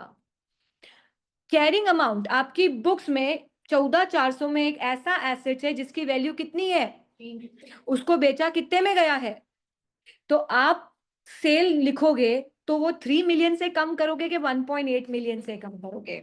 3 मिलियन से. क्यों मैम? हमने कितने में बेचा वो मैटर नहीं करता है. मेरी बुक्स में वो एसेट 3 मिलियन की थी, तो मैं अपने एसेट के लेजर में वो एसेट कितने से कम करूंगी? याद है मैंने आपसे एक बार एक क्वेश्चन पूछा था, आप ही की बैच में जनरल एंट्री दी थी कि मैंने कहा बताओ कि एसेट्स की वैल्यू 60,000 की है और उसको 40,000 या प्रॉफिट में बेचा था 80,000 में, तो आप पीएनएल में मतलब उसकी लेजर में कितना कम करोगे? आप सोचो, आपके पास कोई एसेट है, 4 एसेट्स है, आपने एक एसेट 4 लाख वाली बेच दी, क्या हो गया? सब उधर क्यों देख रहे हैं रितोष को? एवरीवन, मतलब ये जो इतना जो एरिया था ना, सबकी निगाहें रितोष पे थी, तो मेरे को लगा पता नहीं उसको कुछ हो गया है. क्या हो गया? वो कुछ बताने वाला था क्या सबको? कोई क्लू, कोई हिंट? देखो, सिंपल सी बात है, इस 14,400 में आपके पास कितने का एसेट्स है? 3 मिलियन का. और वो बेचा आपने कितने में भी हो, पर आपकी आपकी बुक से तो 3 मिलियन का एसेट जाना चाहिए, तो आपके लेजर से कितनी वैल्यू का एसेट कम होगा? 3 के 1.8. 3 तो करो, कहां लिखोगे? डेबिट के क्रेडिट? क्रेडिट. क्यों? बिकॉज एसेट कम हो रहा है, और एसेट कम होता है तो क्या करते हैं? Credit. Clear? Property was revalued upwards by 2 million. क्या किया आपने? एसेट्स की वैल्यू को बढ़ाया, तो क्या लिखोगे? Revaluation gain 2 million. क्या ये कैश है? जो आपने बढ़ाई वैल्यू वो कैश है, इसलिए इसको अलग से रिकॉर्ड कर रहे हैं, नहीं तो नहीं करते. समझ में आई? This is non cash transaction. पैसा मिला क्या? हमारी मर्जी, हमने 2 से 4 से 6 से बढ़ा दी, कैश तो नहीं आया ना. Clear everyone? समझ में आया? Environmental provision 4 million relating to property, plant and equipment were capitalized during the year. अल्फेज, याद है हमने environmental provision बनाया था? जैसे ये 4 साल बाद के लिए चाहिए, ठीक है, तो आपने आज प्रोविजन बनाया था.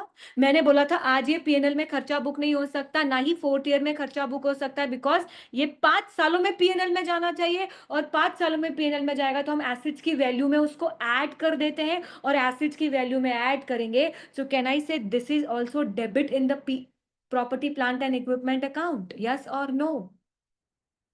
क्या ये 4 मिलियन चला गया?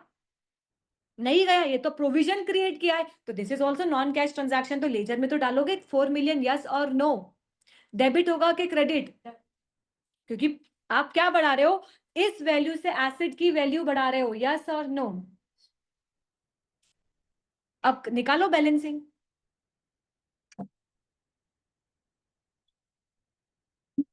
किसी भी पॉइंट पे डाउट आ रहा है क्या? कोई भी लेजर के ट्रांजैक्शन पे?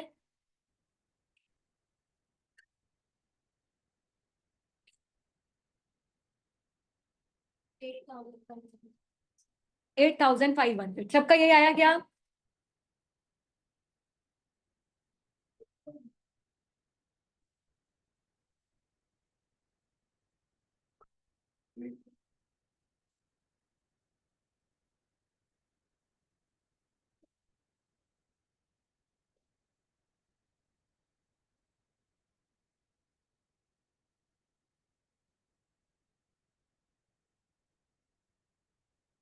बोलो कितना आया?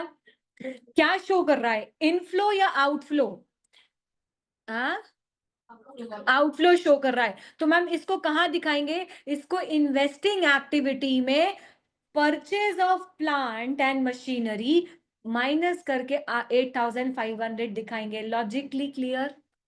बस पूरा कैश फ्लो ऐसे ही लेजर्स पे है, बट हमको लेजर्स का लॉजिक आना चाहिए, हमको बनाना आना चाहिए. आपको पता है कैश फ्लो इसीलिए आखिरी में पढ़ा जाता है, बिकॉज ये सारे कॉन्सेप्ट्स को कहीं ना कहीं इनकॉर्पोरेट करता है.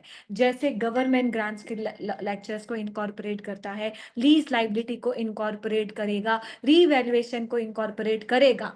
बट ऐसा कोई लॉजिक नहीं है जो बिना उसको पढ़े अपन कर नहीं सकते. रीवैल्यूएशन गेन मतलब एसेट्स की वैल्यू को बढ़ाना है. अब आपको कुछ नहीं भी पता हो तो ये तो पता है ना एसेट्स की वैल्यू बढ़ रही है.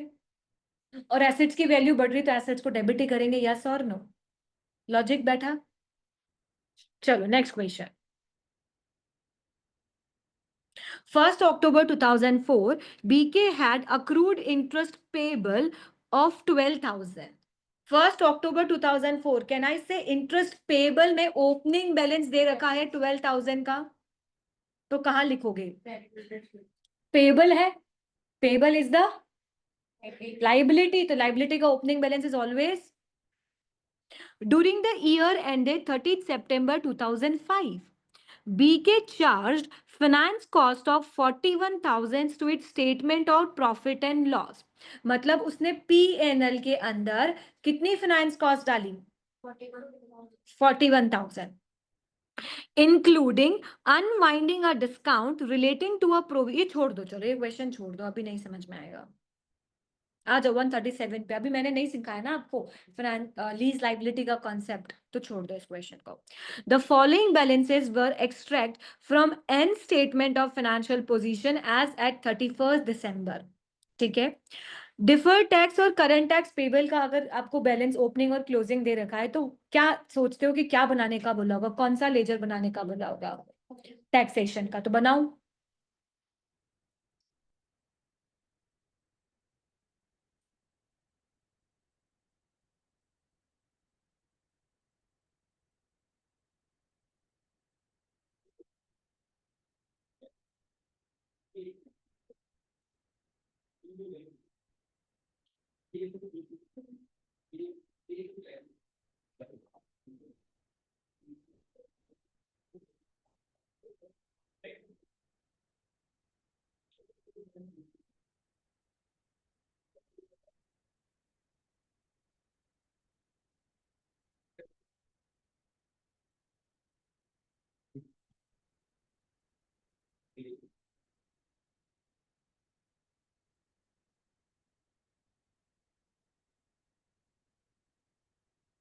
बोलो मैम, ओपनिंग बैलेंस दे रखा है कितना?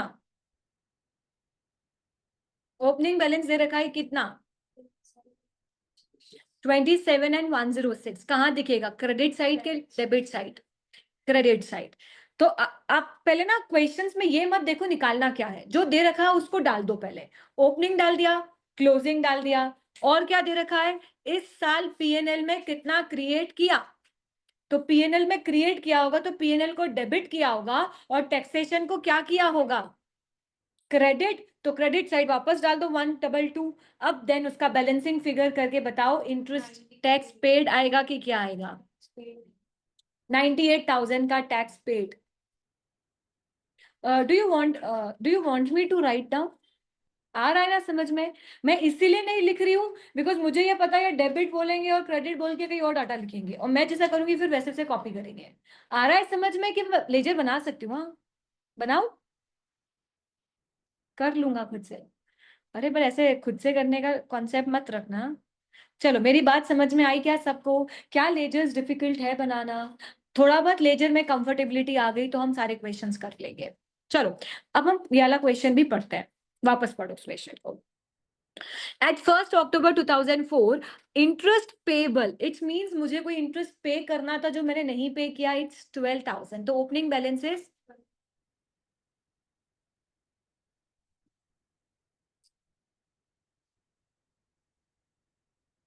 डन। Yes ma'am.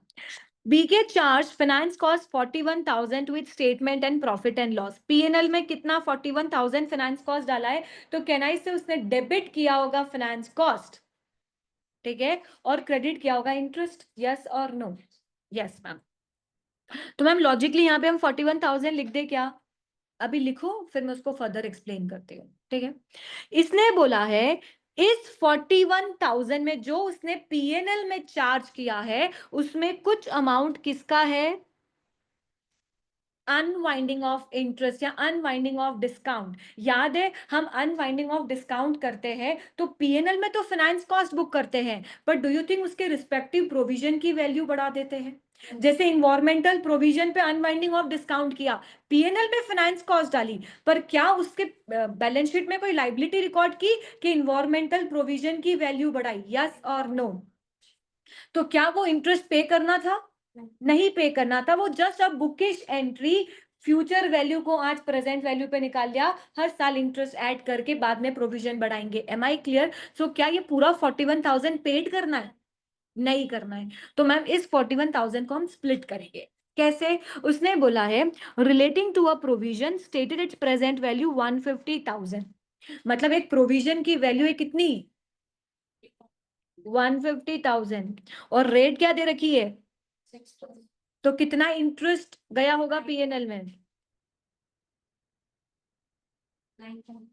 मैम 150,000 का 6%, 9,000 is the interest which we not need to pay, it just for that उस प्रोविजन की वैल्यू बढ़ाएंगे। यस और नो? तो 6,000 तो 9,000 तो कहाँ जाएगा? प्रोविजन में। तो रिमेनिंग 41,000 में से 9,000 माइनस किए तो कितना बचा?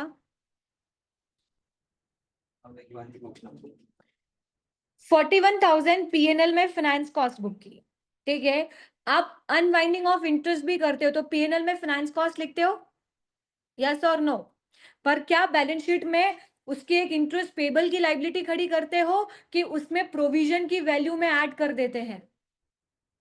ऐड करते हैं ना। जैसे हमने इन्वायरमेंटल प्रोविजन बनाया तो आज उसकी वैल्यू निकाली, हर साल उसमें इंटरेस्ट ऐड करते जाएंगे, तभी तो अल्टीमेटली उसकी फ्यूचर वैल्यू मैच होती है। यस और नो? ये सर भी यस यस बोल रहे हैं, इनको कैसे पता होगा कि क्या कराया मैंने? क्वेश्चन ही सॉल्व कर लिया। पर आपसे हो ही नहीं सकता सर ये क्वेश्चन।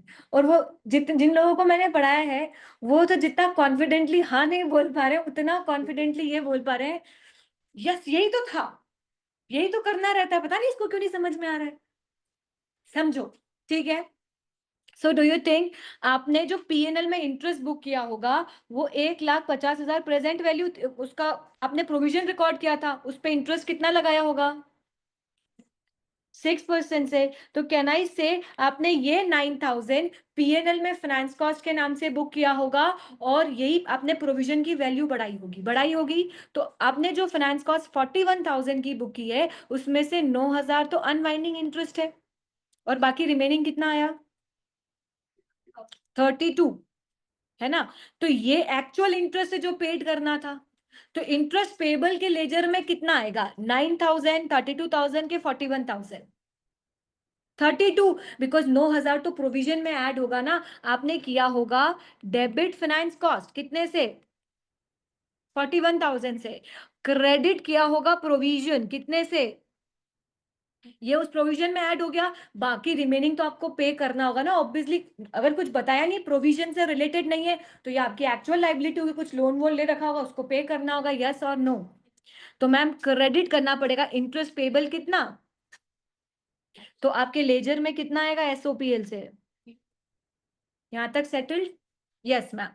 फिर उसने बोला है the closing balance on accrued interest payable account was 15,000। Closing balance कितना दे दिया? तो निकालो बैलेंसिंग फिगर कितना पे किया? हाँ, 29,000। कैन आई से ये इंटरेस्ट मैंने पेड किया होगा? यस और नो?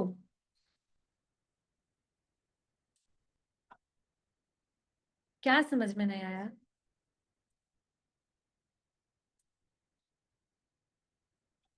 देखो, आपने पीएनएल में जो फाइनेंस कॉस्ट डाली, कैन आई से this finance cost incorporate everything? क्या जो एक्चुअल इंटरेस्ट आपको पे करना है प्लस कैन आई से अनवाइंडिंग ऑफ इंटरेस्ट को भी तो आप पीएनएल में डेबिट करते हो फाइनेंस कॉस्ट करके, ठीक है। तो मैम ये दोनों होगी, एक तो नॉर्मल फाइनेंस कॉस्ट जो एक्चुअली हमको इंटरेस्ट पे करना था और एक अनवाइंडिंग ऑफ इंटरेस्ट भी होगा। यस और नो? उसने बोला है आपने एक प्रोविजन क्रिएट कर रखा था कितने का? 1.5 लाख का। इसकी आपने आज प्रेजेंट वैल्यू निकाल रखी है, ठीक है। कितना का प्रोविजन है? प्रेजेंट वैल्यू के साथ 1.5 लाख है। उसने बोला इंटरेस्ट इस पे लगा है 6% आप लगाओगे, तो हर साल अनवाइंडिंग ऑफ इंटरेस्ट कितना करोगे? 9,000। तो आप क्या करोगे? पीएनएल में डेबिट करोगे फाइनेंस कॉस्ट और क्रेडिट क्या करोगे? अरे प्रोविजन। तो ईयर एंड पे वो प्रोविजन की वैल्यू कितनी हो गई? 1.5 लाख प्लस 9,000। यस और नो? यस तो मैम उसने बोला इस 41,000 में ये अनवाइंडिंग इंटरेस्ट भी ऐड है, तो कैन आई से अनवाइंडिंग अगर 9,000 है तो 33,000 जो रिमेनिंग इंटरेस्ट है जो मेरे को पे करना है लॉजिकली, यस और नो? ठीक है, अब उसने इंटरेस्ट पेबल का ही अकाउंट दे रखा, इंटरेस्ट पेबल का ही। ओपनिंग कितना दे रखा था मैम? ओपनिंग दे रखा है 12,000। पीएनएल से कितना आया होगा? 32 ही आया होगा, बिकॉज 9,000 तो कहाँ जाएगा? प्रोविजन में। तो मैम एसओपीएल से कितना आया? 32,000। आ रहा है कि नहीं आ रहा है रितोष? और क्लोजिंग बैलेंस कितना दे रखा था? 15,000 दे रखा है उसने। तो डू यू थिंक आप जो बैलेंसिंग निकालोगे वो बता देगा कि आपको कितना पेड करना है? डाइजेस्ट हुई या नहीं?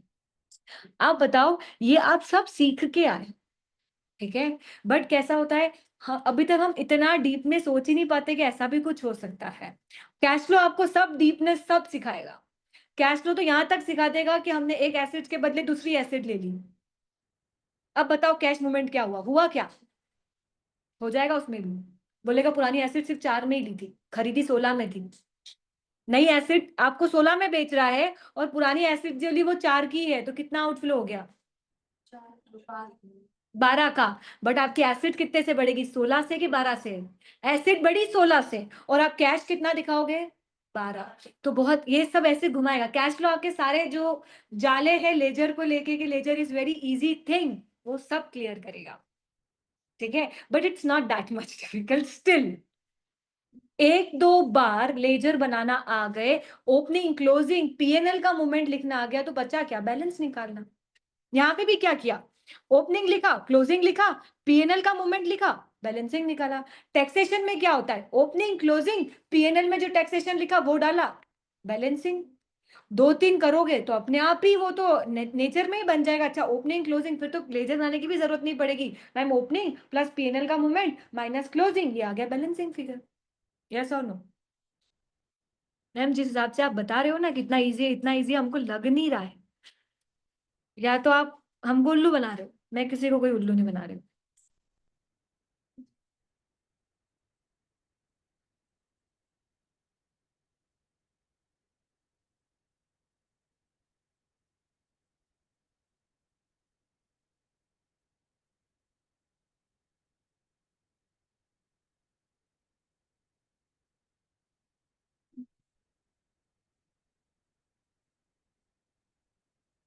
पढ़ो क्वेश्चन।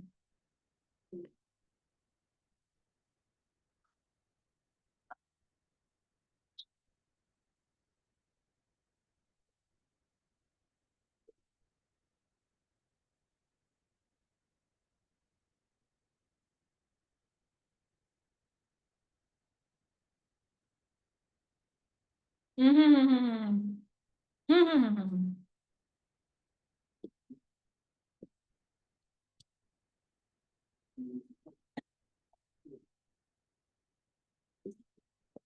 आप इस प्रॉफिट को जो दे रखा है ना 37,500, please consider as a operating profit, ठीक है?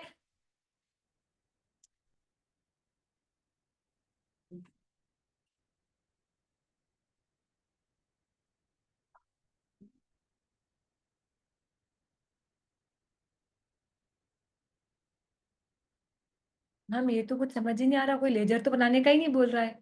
अरे देखो चल मेरे साथ करो, एक क्वेश्चन मेरे साथ करो। अब वो देखना पड़ेगा, अपन करते हैं समझ में आएगा। ऑपरेटिंग प्रॉफिट कितना है? 37,500। उसने बोला है after accounting for depreciation 2500। Do you think for calculating operating cash flow you have to eliminate the impact of depreciation? आपने लेस किया है तो क्या करोगे? तो क्या करेंगे? ऐड डेप्रीसिएशन कितना? 2,500। फिर इसमें कुछ ऐसे मूवमेंट्स तो दे नहीं रखे हैं जो नॉन कैश ट्रांजैक्शन है या ऊपर के हैं। अब उसने बोला है वर्किंग कैपिटल्स के मूवमेंट्स दे दिए, working capital movement. Receivables increase by 2,000, आपके रिसीवेबल्स बढ़े, इनफ्लो के आउटफ्लो? आउटफ्लो। रिसीवेबल, अब सोचो रिसीवेबल्स 1 लाख के थे पिछले साल, इस साल दो, पिछले साल 1,000 के थे, इस साल 500 के बचे हैं, तो क्या बोलते हो? Outflow, inflow. तो अब रिसीवेबल्स बढ़ गए ना, 1500 हो गए, तो क्या हुआ? आउटफ्लो इज, क्या करोगे? Less receivables 2000। इन्वेंट्री इंक्रीज हुई, क्योंकि इन्वेंट्री इंक्रीज हुई मतलब इन्वेंट्री बेची, बेची होगी तो पैसा आया होगा, तो क्या बोलोगे? इनफ्लो। इनफ्लो होगा तो क्या करोगे? ऐड करोगे। क्लियर? यस और no? Trade payables increase by 700, आपके पेबल्स बढ़े, आउटफ्लो या इनफ्लो? इनफ्लो। क्योंकि अगर रिसीवेबल्स पिछले साल 1000 के थे और 300 के, डू यू थिंक आपने पैसा पे किया होगा?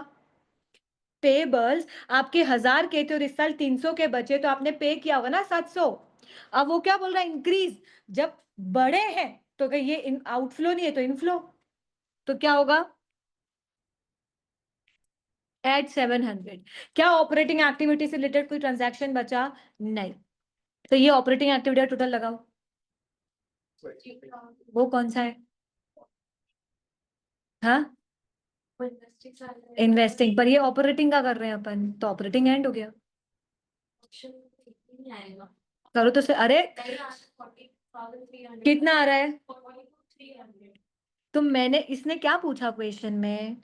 पूरा कैश बैलेंस बताना। उसने ये पूछा कि ऑपरेटिंग का कैश फ्लो बताओ। नहीं। तो अब क्या करेंगे? अब दूसरी एक्टिविटी दे रखी है, इन्वेस्टिंग। क्या दे रखी है? During the year non current assets was purchased for 16,000। आपने एक नया एसेट परचेज किया है, और परचेज क्या है मतलब? आउटफ्लो के इनफ्लो? आउटफ्लो। कौन सी एक्टिविटी? Investing, operating, financing? तो लिखो इन्वेस्टिंग एक्टिविटी में आउटफ्लो परचेज ऑफ एसेट्स कितने का? इधर कैश इनफ्लो है 42,300 का, उधर आउटफ्लो है 16,000 का, तो नेट कितना कैश आ गया? डी। आया समझ में? यस और नो? Yes ma'am.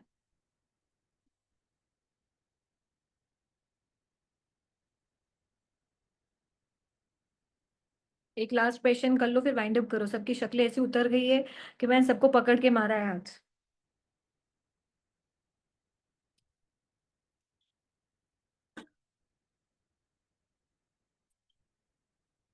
चलो क्वेश्चन नंबर 143 लो। चलो इसको ही लो। शेयर कैपिटल पहले 1,50,000 थी, अब 1,70 हो गई। क्या हुआ होगा? 20,000 का इनफ्लो हुआ होगा। कौन सी एक्टिविटी में? फाइनेंस एक्टिविटी में। मैम कैश इनफ्लो हुआ होगा ऑफ 20,000 का, बिकॉज पहले 1,50 थी अब 1,70 है, तो मतलब शेयर इशू किए तो पैसा आया होगा। ठीक है। शेयर प्रीमियम 95,000 की थी, अब 1,05 हो गई। कितना इनफ्लो हुआ? मैम 10,000 का क्या हुआ होगा? इनफ्लो। 10% डिबेंचर्स थे, 1,90 के थे, और अभी 1,70 हो गए, तो क्या हुआ होगा? पिछले साल 1,90 के थे डिबेंचर्स, अभी 1,70 के हैं, तो क्या हुआ होगा? आउटफ्लो। मतलब आपने पैसा दिया होगा ना, 1,90 के इशू किए थे, आपने भी 20 का पेमेंट कर दिया, तो कितना हुआ? 20 का।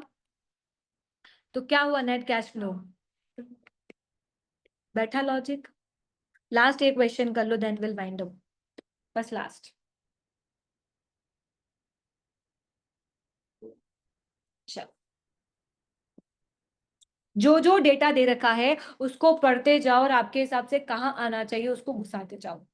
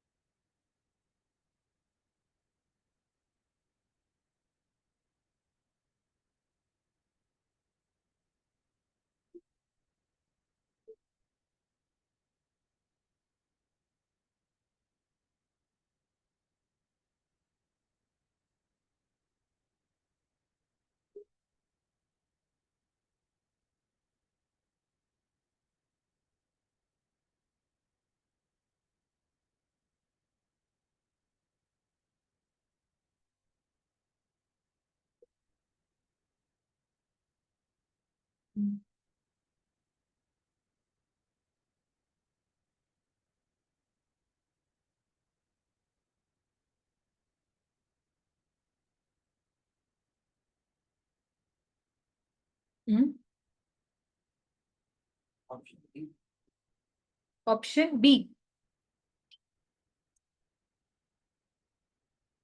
1 April 2010, कैसे had a property, plant and equipment with the carrying amount 1,80,000? Can I say this is my opening balance? Yes or no? In the year ended 31st December, Chelsea disposed of assets with a carrying amount of 60,000 for 50,000. कितना होगा? 60 के 50? 60। Ma'am cell हुआ 60,000 का। कैसे revalued a building from 75,000 to 1 lakh? So can I say revaluation gain हुआ 25,000 का ही। And charge depreciation, ma'am depreciation हुआ 20,000 का। And at the year end the carrying amount, the closing balance is 2,50,000। किस किसने लेजर ऐसे ही बनाया था? Very good. ऐसे ही बनाया था लेजर। अवनी, अवनी ऐसे बनाया था? नहीं बनाया था, क्यों? ओके, मेरे को नहीं देखना था, आपको क्वेश्चन सॉल्व करना था। यस।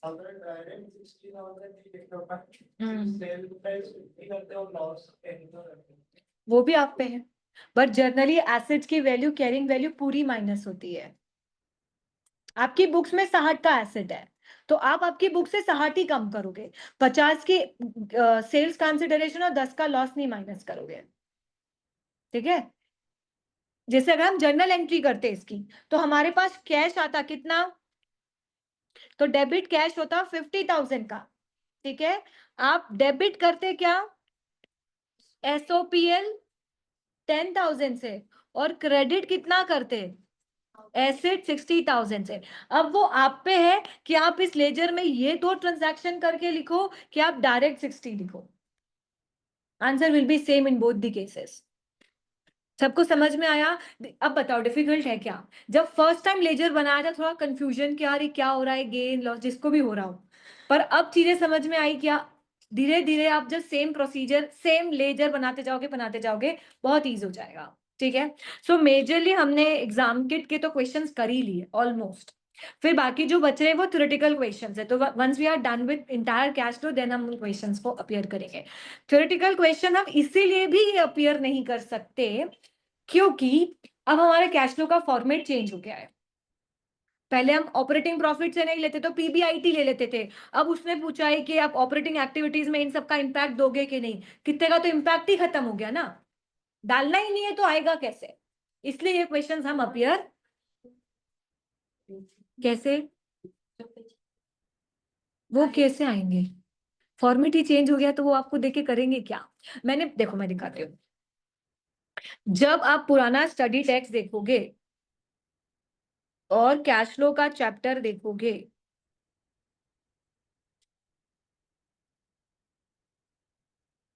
ठीक है, हमारा फॉर्मेट कहां से शुरू हो रहा है? Profit before tax. अभी हो रहा है क्या? क्या हम इन्वेस्टमेंट इनकम ऐड और लेस कर रहे हैं क्या? क्या हम फाइनेंस कॉस्ट का एडजस्टमेंट दे रहे हैं क्या? क्योंकि उनका इम्पैक्ट ही नहीं लिया है तो देंगे क्या? हम ये इंक्रीज इन प्री पेमेंट, जो भी अभी दूसरी भी चीजें इन्वेस्टमेंट इनकम से दे रही उनका इम्पैक्ट दे रहे हैं क्या? प्लस सबसे बड़ी बात, क्या हम इंटरेस्ट पेड ऑपरेटिंग एक्टिविटी से माइनस कर रहे हैं क्या? हम इंटरेस्ट पेड कहाँ ले रहे हैं? फाइनेंसिंग एक्टिविटी में मोहतरमा। तो अगर हम फाइनेंसिंग एक्टिविटी में ले रहे हैं तो हमारा फॉर्मेट पूरा ही चेंज हो चुका है। सो पुराने क्वेश्चंस क्या प्रैक्टिस कर सकते हो, ये क्वेश्चन मैंने कहा ना, इन्होंने सिर्फ कॉन्सेप्ट बदल दिया है, क्वेश्चन अमेंड करना भूल चुके हैं। तो वही पुराने क्वेश्चन अभी हम करेंगे, तो इतना कोई डिफरेंस आएगा ही नहीं। आप पुरानी बुक और नई बुक को कंपेयर करोगे ना, तो आपको कैश फ्लो में लगेगा तो कुछ तो चेंज किया ही नहीं इन्होंने, बस पीबीआईटी की जगह हम ऑपरेटिंग प्रॉफिट लेते हैं। क्लियर? यार मैंने क्लास बंद नहीं की है आज, तो मैं आधा घंटा एक्स्ट्रा पढ़ाने वाली थी। मैंने बोला था क्या क्लास बंद कर लूं? आज मैं लेट भी आई थी 10 मिनट, तो मैं तो रोज ही आती हूँ, तो क्या हो गया? मैं तो बोला ही था मैं क्लास वाइंड अप कर रही हूँ। आप लोग तो सब बैग वैग पैक करके बस ये बोले और हम निकले। इस सैटरडे क्लास रख ले, तो अपन कैश फ्लो वाइंड अप कर लेंगे कल। अब 2 दिन क्या करना है, 2 दिन सिर्फ क्वेश्चंस की ही प्रैक्टिस करनी। व्हाट आई वांटेड कि जब हम सितंबर में मिले तो हम कंसोलिडेशन के साथ मिले, पुरानी यादें सब खत्म कर गए। और हो सकता है 2 3 4 में से किसी भी एक दिन या तो सेशन ऑनलाइन होगा और या तो सेशन नहीं होगा, इसलिए उसका कंपनसेशन सैटरडे को कर रही हूँ। ठीक है, मोस्टली हम कोशिश तो कर रहे हैं कि 2 को हमको डेट मिल जाए। अगर नहीं मिली तो वो 2 3 4 में कभी भी हो सकता है। पर मोस्टली मेरे ख्याल से अभी इंस्टीट्यूट पे टेस्ट होंगे, बच्चे अपियर करेंगे फॉर एग्जाम्स, अभी जो सितंबर ड्यू है ना, तो मे बी 1 वीक का सेशन पूरा ही ऑनलाइन हो जाए। आई विश नहीं हूँ, क्योंकि हमको कंसोलिडेशन स्टार्ट करना। कंसोलिडेशन तो आप मुझे और मैं आपको दोनों को ही ऑनलाइन नहीं हो पाएगा। लेट्स सी क्या रहता है। ठीक है, चलो जाओ और क्या। सो प्लीज आप लोग थोड़ा सा 11 12 का फिर कैश फ्लो के 1 2 क्वेश्चन सॉल्व करके आना, आपको हेल्प मिलेगी टू अंडरस्टैंड। हाँ, हमारे कैश फ्लो में इतना है ही नहीं, डोंट वरी। कैसा है